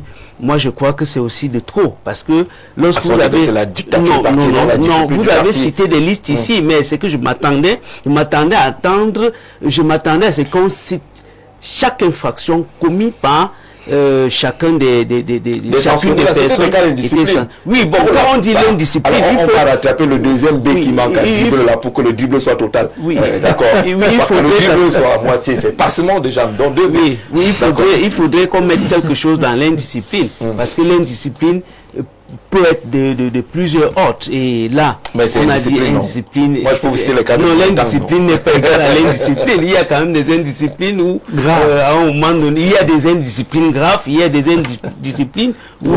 Alors, pour la plupart de ces cas, ceux qui ont été sanctionnés là, c'est qu'ils n'ont pas accepté l'enveloppe de Yaoundé. Pour ceux qui est des Abouna et autres ici à Yaoundé, ils n'ont pas accepté l'élection. Ils ont été candidats pour l'élection du maire de la ville, l'actuel maire de Yaoundé premier, il y avait les Saint-Éloi Bidoum et autres. On a dit que c'est des cas d'indiscipline. On est presque dans le même cas de figure. Bon, je crois que le parti trouve quand même les moyens pour pouvoir gérer ce genre de cas, et c'est justement pour ça que à chaque moment, nous rebondissons avec des victoires. D'accord. Sur la thématique évoquée, je rappelle, hein, on ne sait pas pourquoi on t'a à mettre le deuxième B de dribble, sur la thématique évoquée, est-ce que finalement le président a dribblé les jeunes et les femmes? Non. Lorsqu'on voit les 10 présidents des conseils régionaux? Non. Non. Vous savez, lorsque le président a mis ce septennat sous l'égide des jeunes et des femmes, je crois qu'il parlait du Cameroun tout entier, pas du RDPC. Et en ce moment-ci, nous parlons d'une élection. Compliqué. Oui, ça devient compliqué, c'est vrai. Ça devient compliqué, mais il faut que nos yeux soient rivés vers le palais, parce que je suis sûr qu'il y aura des décisions. Les gens au palais. Non, je crois qu'il y aura des décisions. C'est vrai qu'on peut dire que pendant ces régionales, il y a eu... Est-ce que ce n'est pas une occasion manquée de matérialiser déjà ce que le discours d'investiture a indiqué? On n'était que le 6 novembre, nous sommes le 17 décembre, ça fait même pas 3 mois. Non, mais il faut savoir que le choix part de la base. C'est la base qui a choisi les présidents là. Il faudrait quand même que plus ça part des candidatures, il faudrait que ces jeunes, parce qu'il ne faut pas faire comme s'il n'y a pas de jeunes. Moi, je vais citer par exemple Douala Mandengue, qui est l'un des communicants, qui est aussi jeune, qui est entré... Vous voulez dire que les jeunes ne se sont pas présentés, c'est ça? On peut imaginer que c'est un jeune, puisque moi je ne voulais pas motiver les jeunes. Non, la motivation est interne. Vous savez, il s'agit d'une élection aussi sensible, où on est appelé à servir une population locale. Et ces gens-là doivent connaître où vous habitez et ce que vous faites dans la vie et comment vous interagissez avec eux. Ce qui fait donc que lorsque vous vous trouvez peut-être dans l'incapacité de faire ce qui est attendu par la population, mais vous laissez aux autres le question faire. Personnelle entre vous et moi, est-ce que ça ne vous dérange pas quand même qu'il n'y ait pas de jeunes au niveau des conseils régionaux, un président jeune ou une femme à la tête d'un conseil régional? Je vous dis bien, c'est une question de choix. Et ce choix est démocratique. Le RDPC ne l'a pas choisi, n'a pas choisi ainsi. Non, ce n'est pas le RDPC qui choisit. Puisque si on a investi les gens et qu'au sein du groupe investi, qui trouve que la personne qui doit porter la voix, il faut d'abord savoir que cette histoire, oui, la jeunesse, dont les jeunes ne sont pas prêts. Ils ne se sont pas engagés. Ils ne connaissent pas les maisons des gens. Non, c'est pas que les jeunes ne sont pas prêts, les jeunes ne sont pas engagés. Mais il fallait qu'on parle maintenant. Déjà, lorsque vous parlez de Cathy Meba, elle fait partie du bureau quand même. Donc elle n'est pas aussi exclue. Ce qui fait que chacun à son niveau peut apporter sa les jeunes pierre de peuvent construction. attendre, jouer les deuxièmes. Non, les c'est deuxièmes pas que rôles. les jeunes peuvent attendre. Mais il faudrait que les jeunes s'activent. Que les jeunes s'activent. Il y a d'autres élections qui arrivent, par exemple les municipales et les législatives, que chaque jeune se prépare. Ils sont beaucoup trop jeunes pour être à la tête des régions. Est-ce que c'est un dribble qui arrive? Parce que le premier test pour les jeunes qui nous regardent, c'était quand même ces élections au niveau des conseils régionaux. Peut-être que ça allait être le premier élément indicateur. Pour comprendre ce qui s'est passé aux élections régionales, il faut déjà comprendre la nature du système politique dans lequel on est et étudier la structure des âges. Parce que le Cameroun est une oligarchie informelle. Ça veut dire que sur le plan des textes, c'est une démocratie, mais de façon informelle, c'est une oligarchie. Ça veut dire que c'est certains individus qui contrôlent le pouvoir. Et il faut savoir que dans une oligarchie, il y a plusieurs variantes. Il y a la plutocratie, il y a la technocratie, il y a l'aristocratie qui est le gouvernement des meilleurs, et il y a la gérontocratie qui est le gouvernement des vieux. Quand je finis donc de dire ça, je vous rappelle la structure des âges au Cameroun. On vous dit qu'au Cameroun, de 0 à 14 ans, il représente 42%. De 15 à 64 ans, il représente 55%. Et 65 ans et plus, il représente 3%. Quand vous faites donc la sociologie des institutions au Cameroun, les qui contrôlent les institutions, c'est ceux qui représentent 3%. Prenez même les présidents des conseils régionaux qu'on vient d'avoir, c'est 3%. Qui sont à la tête des exécutifs régionaux. Vous comprenez donc qu'en réalité, Paul Biya est en train de vouloir dribbler les jeunes et les femmes. Parce que je ne sais pas ce qui a dépassé ceux qui font les plis fermés au comité central, de mettre au moins le nom d'une femme et d'un jeune, au moins pour faire honneur au discours du président de la République. Parce que là, on a de nous donner un signal. Parce que j'ai apprécié la gymnastique de mon frère pour vouloir justifier l'injustifiable.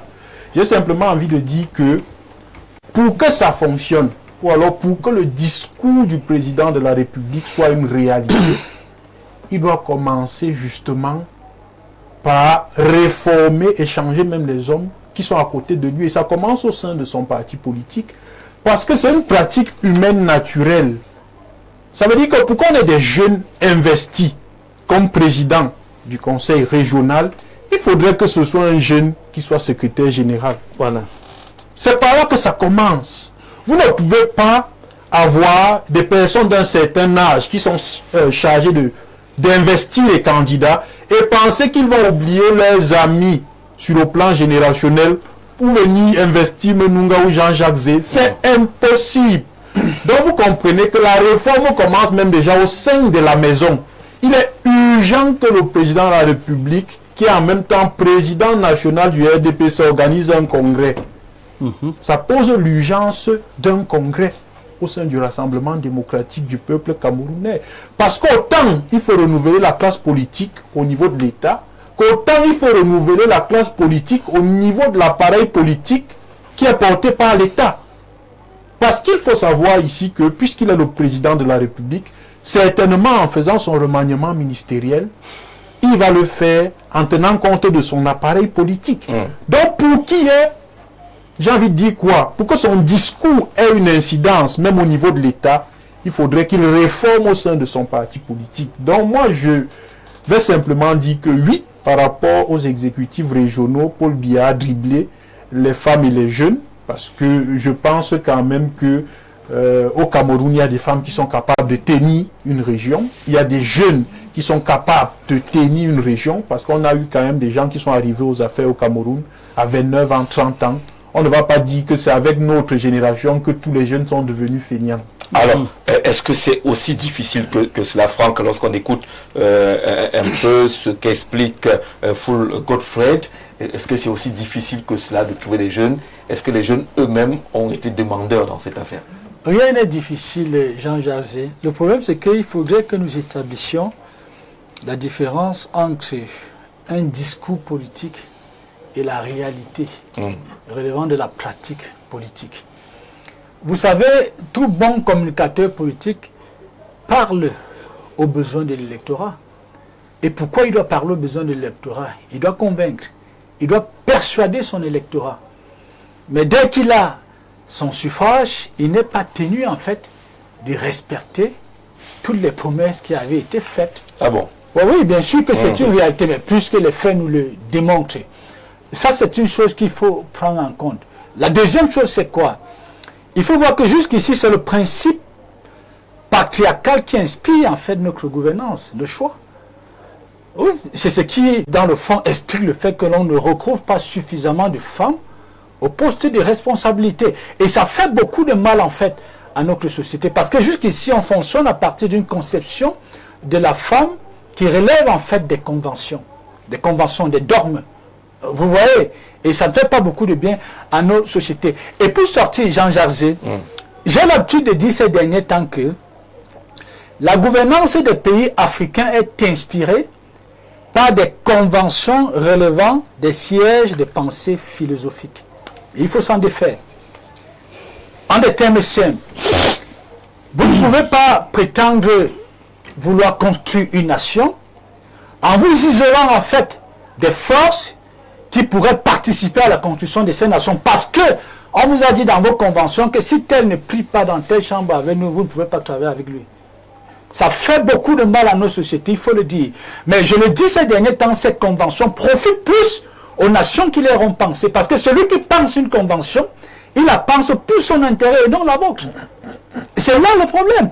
C'est pourquoi, même si vous avez des jeunes qui sont compétents, voilà, Dr Moïse Mbok, mais pourquoi est-ce qu'on ne peut facilement pas les intégrer? C'est peut-être parce que l'on estime qu'ils ne sont peut-être pas compatibles à ces conventions, à ces orientations de gouvernance.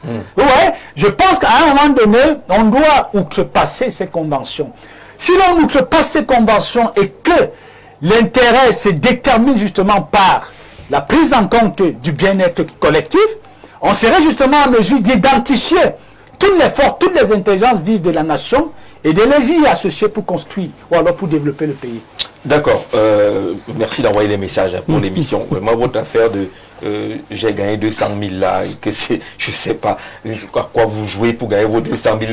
Vraiment, ne nous envoyez pas ce genre de message. On n'est pas des joueurs de loto. Bonsoir, je pense que les RDPC doivent compenser ceux qui leur ont permis de sauver la face, et certains barons ayant peur de perdre leur poste ministériel ou de grands directeurs s'empressent de diriger certains concurrents vers ces postes, genre président de région, maire. Question d'éliminer les éventuels rivaux.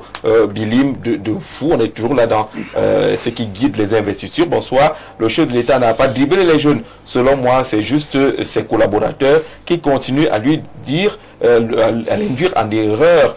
Et pour le RDPC, les plus indisciplinés sont les gens du Sud. Frédéric depuis Oja, j'en sais rien. Je ne suis pas cher à Tibet Yéné, dans tous les cas. Alors, est-ce qu'on va prendre un ou deux autres messages? Bonsoir Jean-Jacques, à ton panel. Bon thème, Paul Biya dribble-t-il les jeunes? Faudrait d'abord qu'ils les connaissent, qu'ils connaissent ces jeunes. Et les personnes censées lui donner l'information ne veulent surtout pas les jeunes auprès d'eux. Mon oncle a financé mes études jusqu'au master. Le jour où je lui ai dit que je voulais faire même un stage dans une structure, il m'a donné l'argent pour faire le permis. Et je suis devenu son chauffeur pendant 4 ans, jusqu'à ce que je l'abandonne un jour avec sa voiture. Il y a donc cette difficulté-là. On ne veut pas céder la place. On se dit qu'on va vous faire ombrage. Est-ce que ce n'est pas ça qui complique un peu le choix des jeunes? Pour le bien, il est clair qu'un homme de sa génération ne va pas forcément connaître Bununga. Peut-être qu'il faut apprendre à le biper. Il marche entre générations. Ça veut dire que le jeune aujourd'hui n'a pas le droit d'espérer avec Paul Biya. Je ne vais pas le dire comme ça parce que, première chose, il faut définir ce qu'on met dans jeune. Nous, on a classé comme on a classé là. Et vous savez que ces jeunes, c'est de 7 à 77 ans. Ouais. Nous, on entend jeunes comme si c'est des 35 ans, 40 ans. Non. C'est d'abord là qu'il faut qu'on se comprenne. Quand le chef de l'État dit que c'est pour les jeunes et pour les femmes, il n'a pas dit que ce n'est que pour les jeunes et que pour les femmes. Et on nous a embrouillé dans un terme bateau, jeunes et femmes.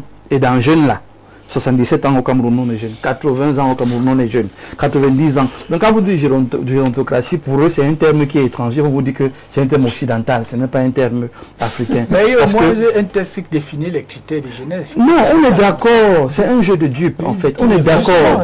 On est d'accord. C'est un jeu de dupes. Ils ne sont pas dans cette définition de la jeunesse. Ça, c'est le premier point.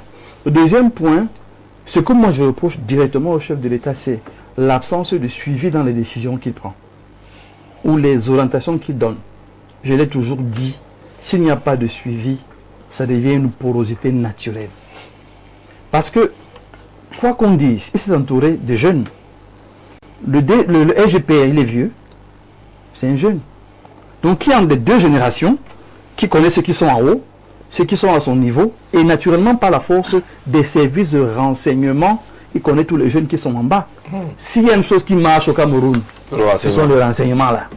Le journaliste, on est jeune. Comment? À 60 ans, on est il est jeune. Il est là depuis 11 ans. Ça veut dire qu'il est entré dans la cinquantaine. Oui. Il est entré dans la cinquantaine. C'est-à-dire que dans la logique du chef de l'État, Ngongo est jeune. C'est son fils. C'est un jeune.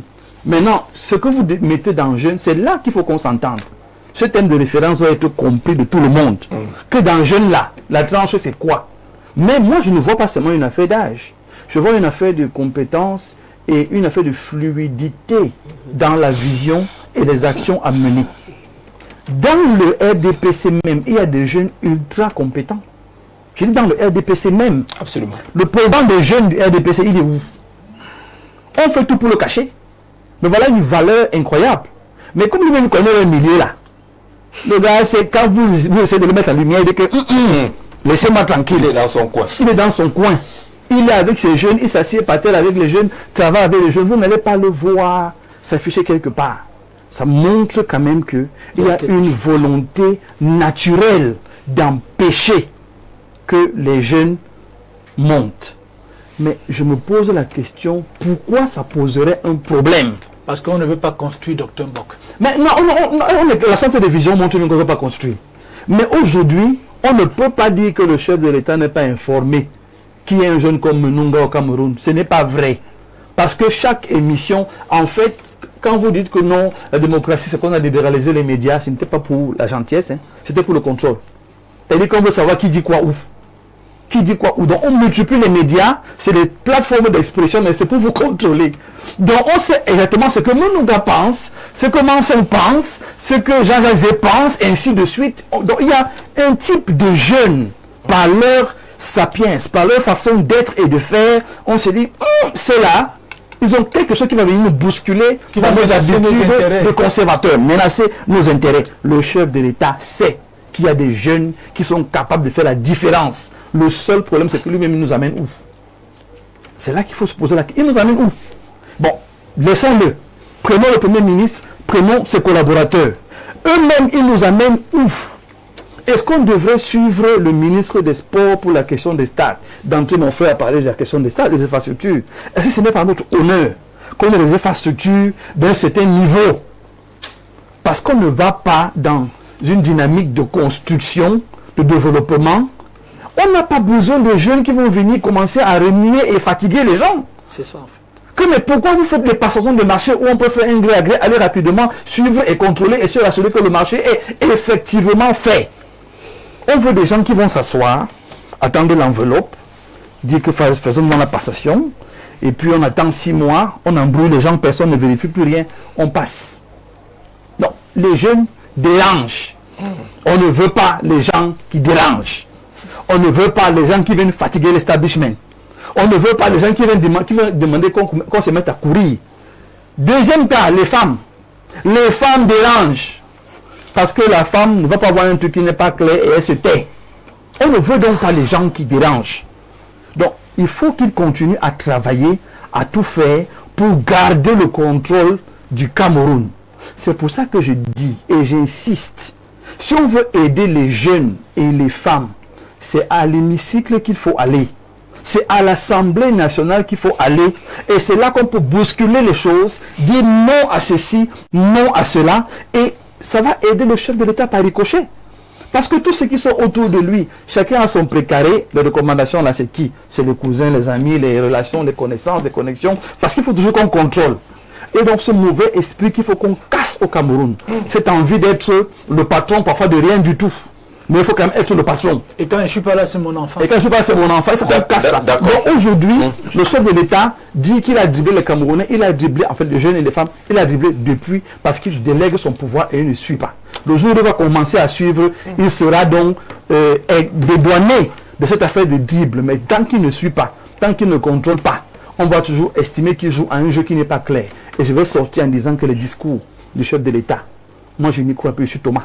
J'attends de voir avant de croire. Full réaction rapide oui, Emmanuel sur cette question-là. Oui, je crois que lorsque nous sommes réunis sur une plateforme comme ça, il est question d'encourager exactement cette jeunesse à qui une occasion en or a été donnée par le chef de l'État. Nous commentons ainsi son programme de campagne. Et c'est un programme qui est, je crois, c'est son guide. C'est un fil qu'il doit suivre pour atteindre ses objectifs. Et il a misé sur les jeunes et les femmes.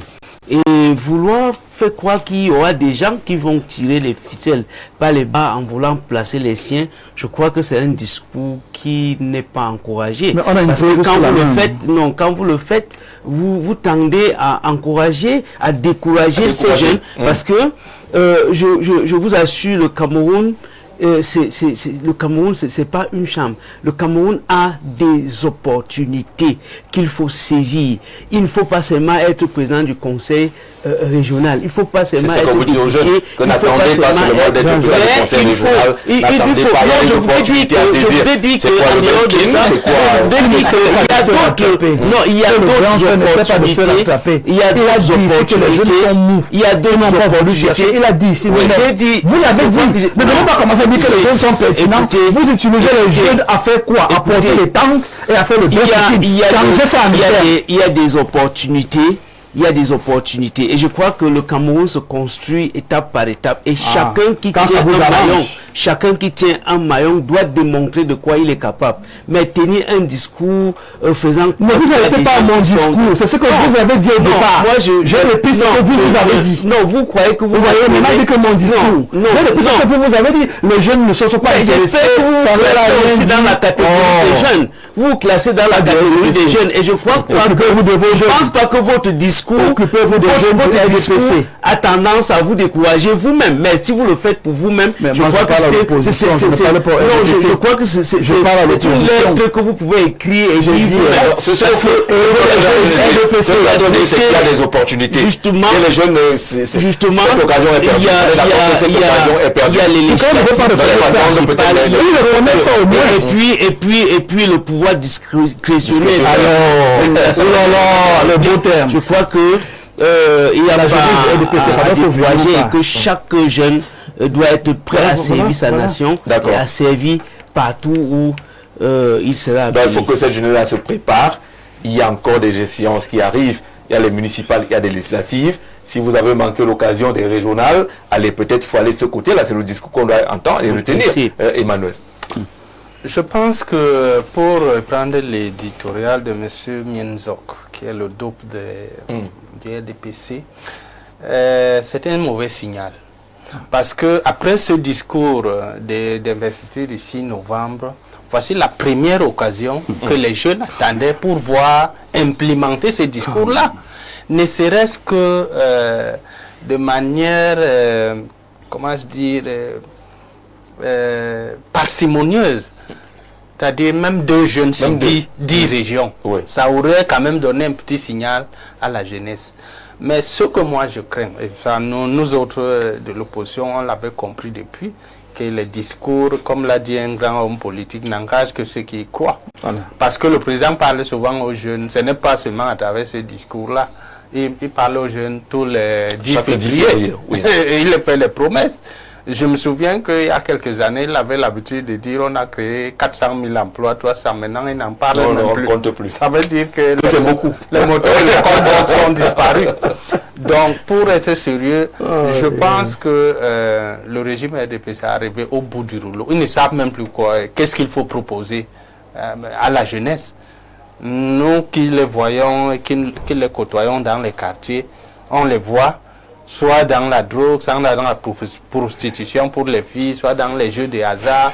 Les jeunes sont désemparés. Hein? Et si on ne fait rien, je crains que cette jeunesse est une bombe à retardement. Parce que je me souviens d'un discours d'une jeune qui avait cité à Dakar quand on réunissait les chefs d'État. Il dit, si vous ne vous occupez pas de nous, nous on va s'occuper de vous. Et vous savez de quelle manière. Donc je pense que quand vous prenez un jeune, je connais un jeune là qui était président de la jeunesse, comment on appelle l'organe Conseil national. Maintenant, il est dans la commission... La promotion du bilinguisme. Du bilinguisme, même Bafort. Oui. Ce n'est pas un jeune qui peut faire quelque chose. Il ne peut pas être président des régions. Il est même du RDPC. Il est du RDPC. Il dit que seulement dans le RDPC, il y en a... Vous sentez qu'il n'y a pas de volonté aucune de promouvoir la jeunesse. On les utilise comme un épouvantail paravent, juste pour conserver leurs privilèges. Donc moi, et ce qu'il faut craindre, c'est que les gens ne s'intéressent même plus au discours du président. Parce que quand on voit que ce qu'il a promis n'est pas implémenté, et demain il va reparler la même chose, ça fait que les gens n'y croient plus et n'ont plus d'intérêt à écouter même ces discours. D'accord, bonsoir Jean-Jacques, à ton panel, le combat est en marche depuis la première investiture des régionales ou dans l'arrondissement de Meyo-Messala, qui a 4 cantons, je vais bien lire ça parce que vous parlez de Meyo-Messala, 4 cantons. Chaque canton est censé donner un conseiller régional. Salah Vincent, actuel sénateur suppléant, qui a gagné la section, s'est vu refuser le poste parce que selon les barons du parti, la section reste typiquement dans le village de Mvomeka et nulle part ailleurs. Salah est donc élu conseiller municipal mais écarté par les barons. Salah a gagné le conseiller régional mais écarté par les barons. Mais Salah souffre. Salah a gagné la section mais écarté également par les barons. Déception. Alors pour fermer ses yeux, on le met sénateur suppléant. Il sert à quoi là-bas? En gros, voilà quelqu'un qui a voilà quelqu'un qui a l'appui de la population et la base parce qu'il est concret et cohérent depuis qu'il a été adjoint au maire entre 2013 et 2020. Mais les plus grands le voient comme un caillou dans la chaussure. Voilà quelqu'un, si l'opposition veut gagner dans le village du président, c'est un poumon sûr dans l'arrondissement Géo-Franck depuis Odia. On dit à l'opposition que si vous voulez faire un mercato et gagner même là-bas, ça peut vous aider. C'est un bon nom, je retiens ça. Oui, ça là, pour vous aider. Bonsoir à tout le panel. Je pense que par respect pour le peuple camerounais, il ne faut plus donner la parole aux militants du RDPC. Non, là, on est dans la démocratie. Il raconte quoi, la pratique depuis Mimboman. C'est son point de vue, c'est leur point de vue. Jean-Jacques, ce n'est pas le grand frère individuellement qui nous embête. Il est obligé de tenir la discipline du parti. Il est obligé de parler comme les gens du parti parlent. Il dit des choses qu'il ne croit pas. C'est-à-dire qu'aujourd'hui, il faut qu'il sache qu'on ne s'attaque pas à lui individuellement. On ne s'attaque pas à lui individuellement. Il est aussi à la discipline du parti. Donc, il est évalué par rapport à ça. Et c'est pour ça qu'on voyait qu'il n'envoie plus les jeunes sur les plateaux. Observez bien, ils choisissent toujours dans les 3%. Les gens qu'ils envoient sur le plateau parce qu'ils ne veulent pas une contradiction de responsabilité. C'est-à-dire que comment un jeune peut venir dire que les jeunes ne sont pas engagés? On ne veut pas mener à s'engager, mais lui, que le parti va lui faire des bons carburant après. Bonsoir, tout le monde peut parler sauf Mbok. Attendez, ça vient, on vous chahute aussi. Tout le monde peut parler sauf Mbok. Il a soutenu un vieux à l'élection présidentielle, pourtant il y avait des jeunes en course, Béatrice de Bolova. Voilà. Merci Béatrice. Il vous a Bolova. Il est là-bas. Si à Salaki à côté, il y a une Béatrice qui arrive. Non, je sais rien. Moi, je n'ai même pas voulu aller jusque là.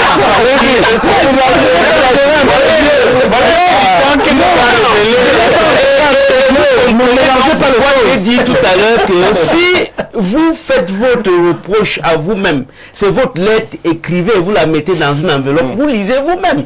Parce que vous êtes ce genre de jeunes qui ne voudraient pas s'engager.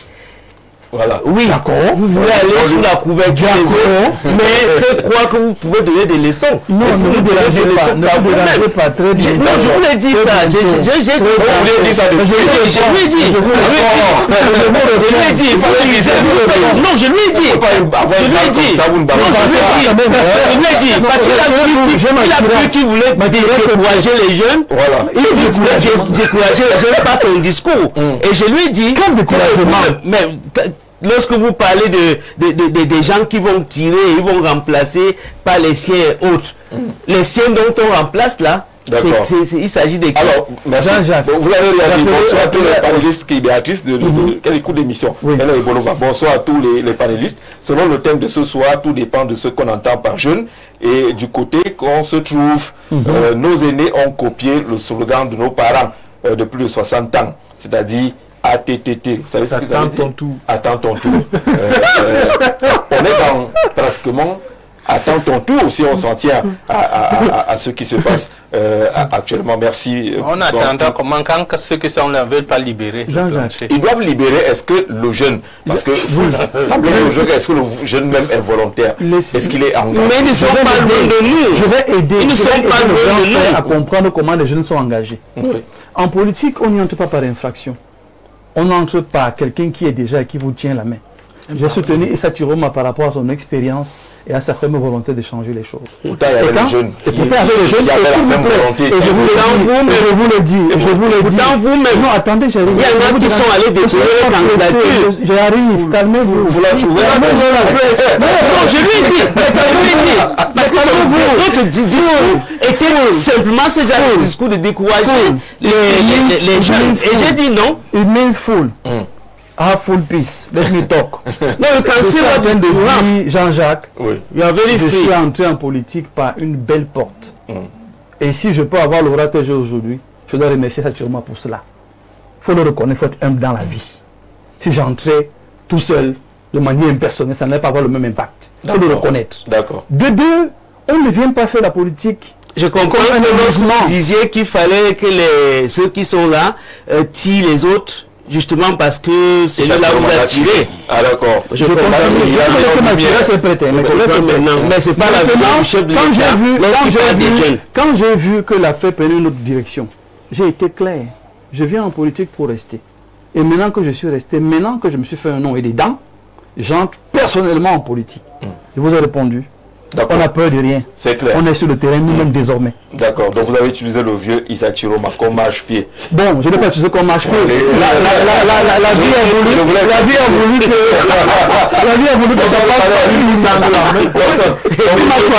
Il m'a choisi dans l'équipe et je ne peux que lui dire merci. Allez, moi, c'est vous comprenez mieux que les autres. Ça mise par catégorie. Le dribble, c'est le discours, c'est Jean Yedga qui envoie ce message-là. Voilà. Bonsoir Jean-Jacques et à votre panel.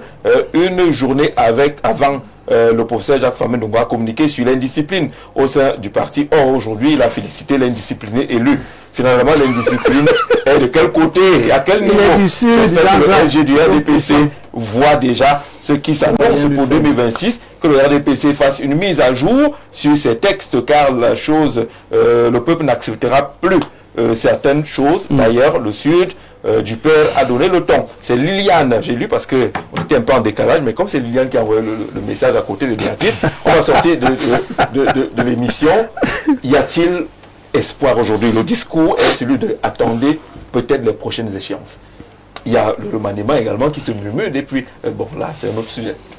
J'ai envie de dire qu'au regard de ce que l'on observe, il n'y a pas beaucoup d'espoir pour les jeunes et les femmes. Et je le dis parce qu'ils ne doivent pas attendre. Non, ils doivent mais pas ils attendre. peuvent agir. C'est ça que je veux dire. Ah, d'accord. Si les jeunes comptent sur le discours du président de la République pour, j'ai envie de dire quoi, pour gérer les affaires du Cameroun, j'ai envie de leur dire qu'ils vont attendre encore pendant longtemps, peut-être encore pendant 43 ans, et ça fera 86 ans. Une façon de dire que quoi, parce que nous sommes, les jeunes actuellement sont leurs propres problèmes. J'aime souvent prendre un exemple banal. Si aujourd'hui, je me lève, parce que ma mère, elle est de Nanga, et je dis que je vais implanter un parti d'opposition à Nanga, on va dire que je suis un sorcier. Ça veut dire que les jeunes de ma localité sont un problème pour eux-mêmes, parce que pour qu'ils soient considérés dans la localité, là, il faut qu'il y ait une opposition forte. Ça fera que le RDPC comprendra que si on ne donne pas la parole à ces jeunes, ou si on ne positionne pas ces jeunes, si on ne permet pas à ces jeunes d'être des conseillers municipaux, même des maires, ils vont aller dans l'opposition. Ça veut dire aujourd'hui que chacun dans sa localité doit accueillir l'opposition. Parce que c'est l'opposition qui va faire que le RDPC se mette à jour. Tant que le RDPC dans nos localités aura des boulevards, ils vont continuer à faire des plis fermés à Yaoundé. Donc les jeunes doivent donc prendre leurs responsabilités en s'engageant en politique et en acceptant et en accompagnant les oppositions dans les localités. D'accord, il y a dans nos villages certains jeunes qu'on appelle souvent les Mayangatara. Est-ce qu'on doit toujours attendre du père ou attendre du Paul Biya? Est-ce que ce n'est pas ça le problème? Justement, Jean-Jacques, l'espoir ne devrait pas reposer sur des attentes extérieures. C'est là le problème. En fait, chaque jeune devrait prendre conscience du potentiel qui est en lui. Parce que chacun de nous avons un potentiel inouï. Le problème, c'est que ce potentiel est noyé par des passions, par des désirs qui sont essentiellement horizontaux. Pourquoi va-t-on en politique? Pourquoi veut-on faire la politique? Est-ce pour véritablement construire ou alors parce qu'on va aussi se positionner comme les autres et manger? J'ai fait une citation il y a plus d'1 an où je disais ceci que la nature inspire à profusion ceux qui sont dédiés à la cause collective. Ça veut dire la nature nous connaît, elle connaît nos intentions. Si Jean-Jacques, vous êtes guidé en fait par, je peux dire, une démarche collective, la nature va vous doter des facultés, je dis bien intellectuelles et même des moyens pour que vous puissiez participer à un moment donné à servir votre nation. Pas seulement en occupant un poste ou une fonction élective. Je vais terminer avec ce message du maire de la commune d'Atok, qui est jeune d'ailleurs. Chers jeunes, retroussez juste vos manches, rien ne s'acquiert dans la facilité. Vous voulez accéder à des postes de décision ou de responsabilité, croyez-moi, ça ne viendra pas vous trouver sur un lit ou derrière le clavier de votre téléphone après des débats WhatsApp. Battez-vous pour avoir une place au soleil. Ils ne lâcheront rien, c'est entre guillemets. Ils ne lâcheront rien, croyez-moi, ils ne sont pas prêts à vous faire de la place. Jean-Yves Bach, maire de la commune d'Atok. Je crois que c'est profond, ce message-là. On va sortir par la foule. On est d'accord que les jeunes doivent se battre. Oui, je dis, la main du chef de l'État reste tendue. Vers où? Et c'est une opportunité pour les jeunes de la saisir. De la saisir et de s'exprimer. Et il faut savoir que c'est-à-dire que il faut saisir l'opportunité parce que ce n'est pas, on ne donne pas, c'est-à-dire surtout une fonction sensible, quelle que soit la fonction. Lorsque je parle de la fonction, quel que soit le service, des jeunes qui sont médecins avec 2 ans, qui dirigent les hôpitaux, ce n'est pas sensible là-bas, c'est plus sensible au conseil régional. Mais lorsque vous parlez de... Non, ne restez pas focalisé, parce qu'on a tendance à vouloir focaliser nos discours par rapport à l'expression du chef de l'État lorsqu'il parle des jeunes.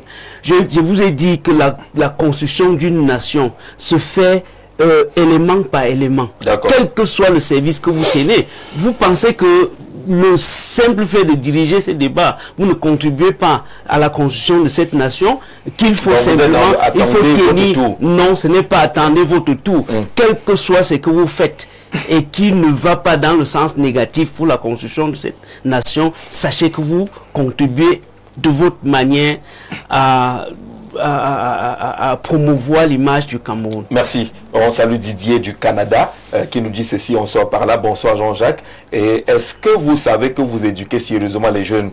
D'accord, c'est une bonne... merci beaucoup pour ces émissions. Monsieur Mbok, vraiment, on allait te perdre. Merci d'être revenu. Tu fais partie des causes de la reconstruction du Cameroun. Les jeunes doivent comprendre que rien ne leur sera donné gratuitement. Soit ils vont se compromettre sérieusement, soit ils vont arracher leur liberté de penser. Le RDPC a ses textes et en y adhérant, on doit savoir qu'on va être sous la discipline.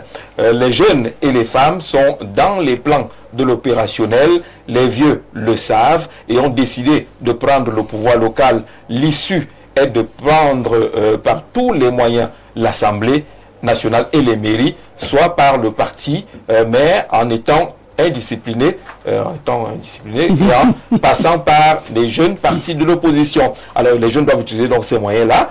Si vous restez dans le parti, il faut être indiscipliné, soit alors vous passez par l'opposition. Mais toujours est-il que Didier pense que les jeunes doivent s'engager pour les municipales et les législatives à venir. C'est le dernier mot. On vous dit merci d'être venu. Non, ça va. On vous a dit merci. On a terminé. On a failli te on l'a récupéré rapidement qu'un vieux, je n'ai rien contre les vieux, mais surtout les vieux qui n'ont pas de vision. Un vieux qui n'a pas de vision est un problème pour la nation. D'accord. Un jeune qui est paresseux est un problème pour la nation. Ça aussi. Il faut donc qu'on se mette au travail. Emmanuel, on est d'accord là-dessus. Donc moi je regrette lorsque M. Menouga dit que les jeunes des villages, ou en tout cas des villes où il n'y a pas d'opposition doivent s'y lever. Quand ce sont ces mêmes jeunes manipulés qui vont souvent dans les roues pour dire que l'opposition n'entre pas ici chez nous. Vous en êtes d'accord. Il faut que l'opposition c'est planté là où on vous empêche d'entrer. Vous dites la même chose. D'accord. Nous on a compris que vous êtes en train de dire la même chose. À la maison certainement on a compris la même chose. Merci d'avoir regardé. Merci d'être venu. À bientôt.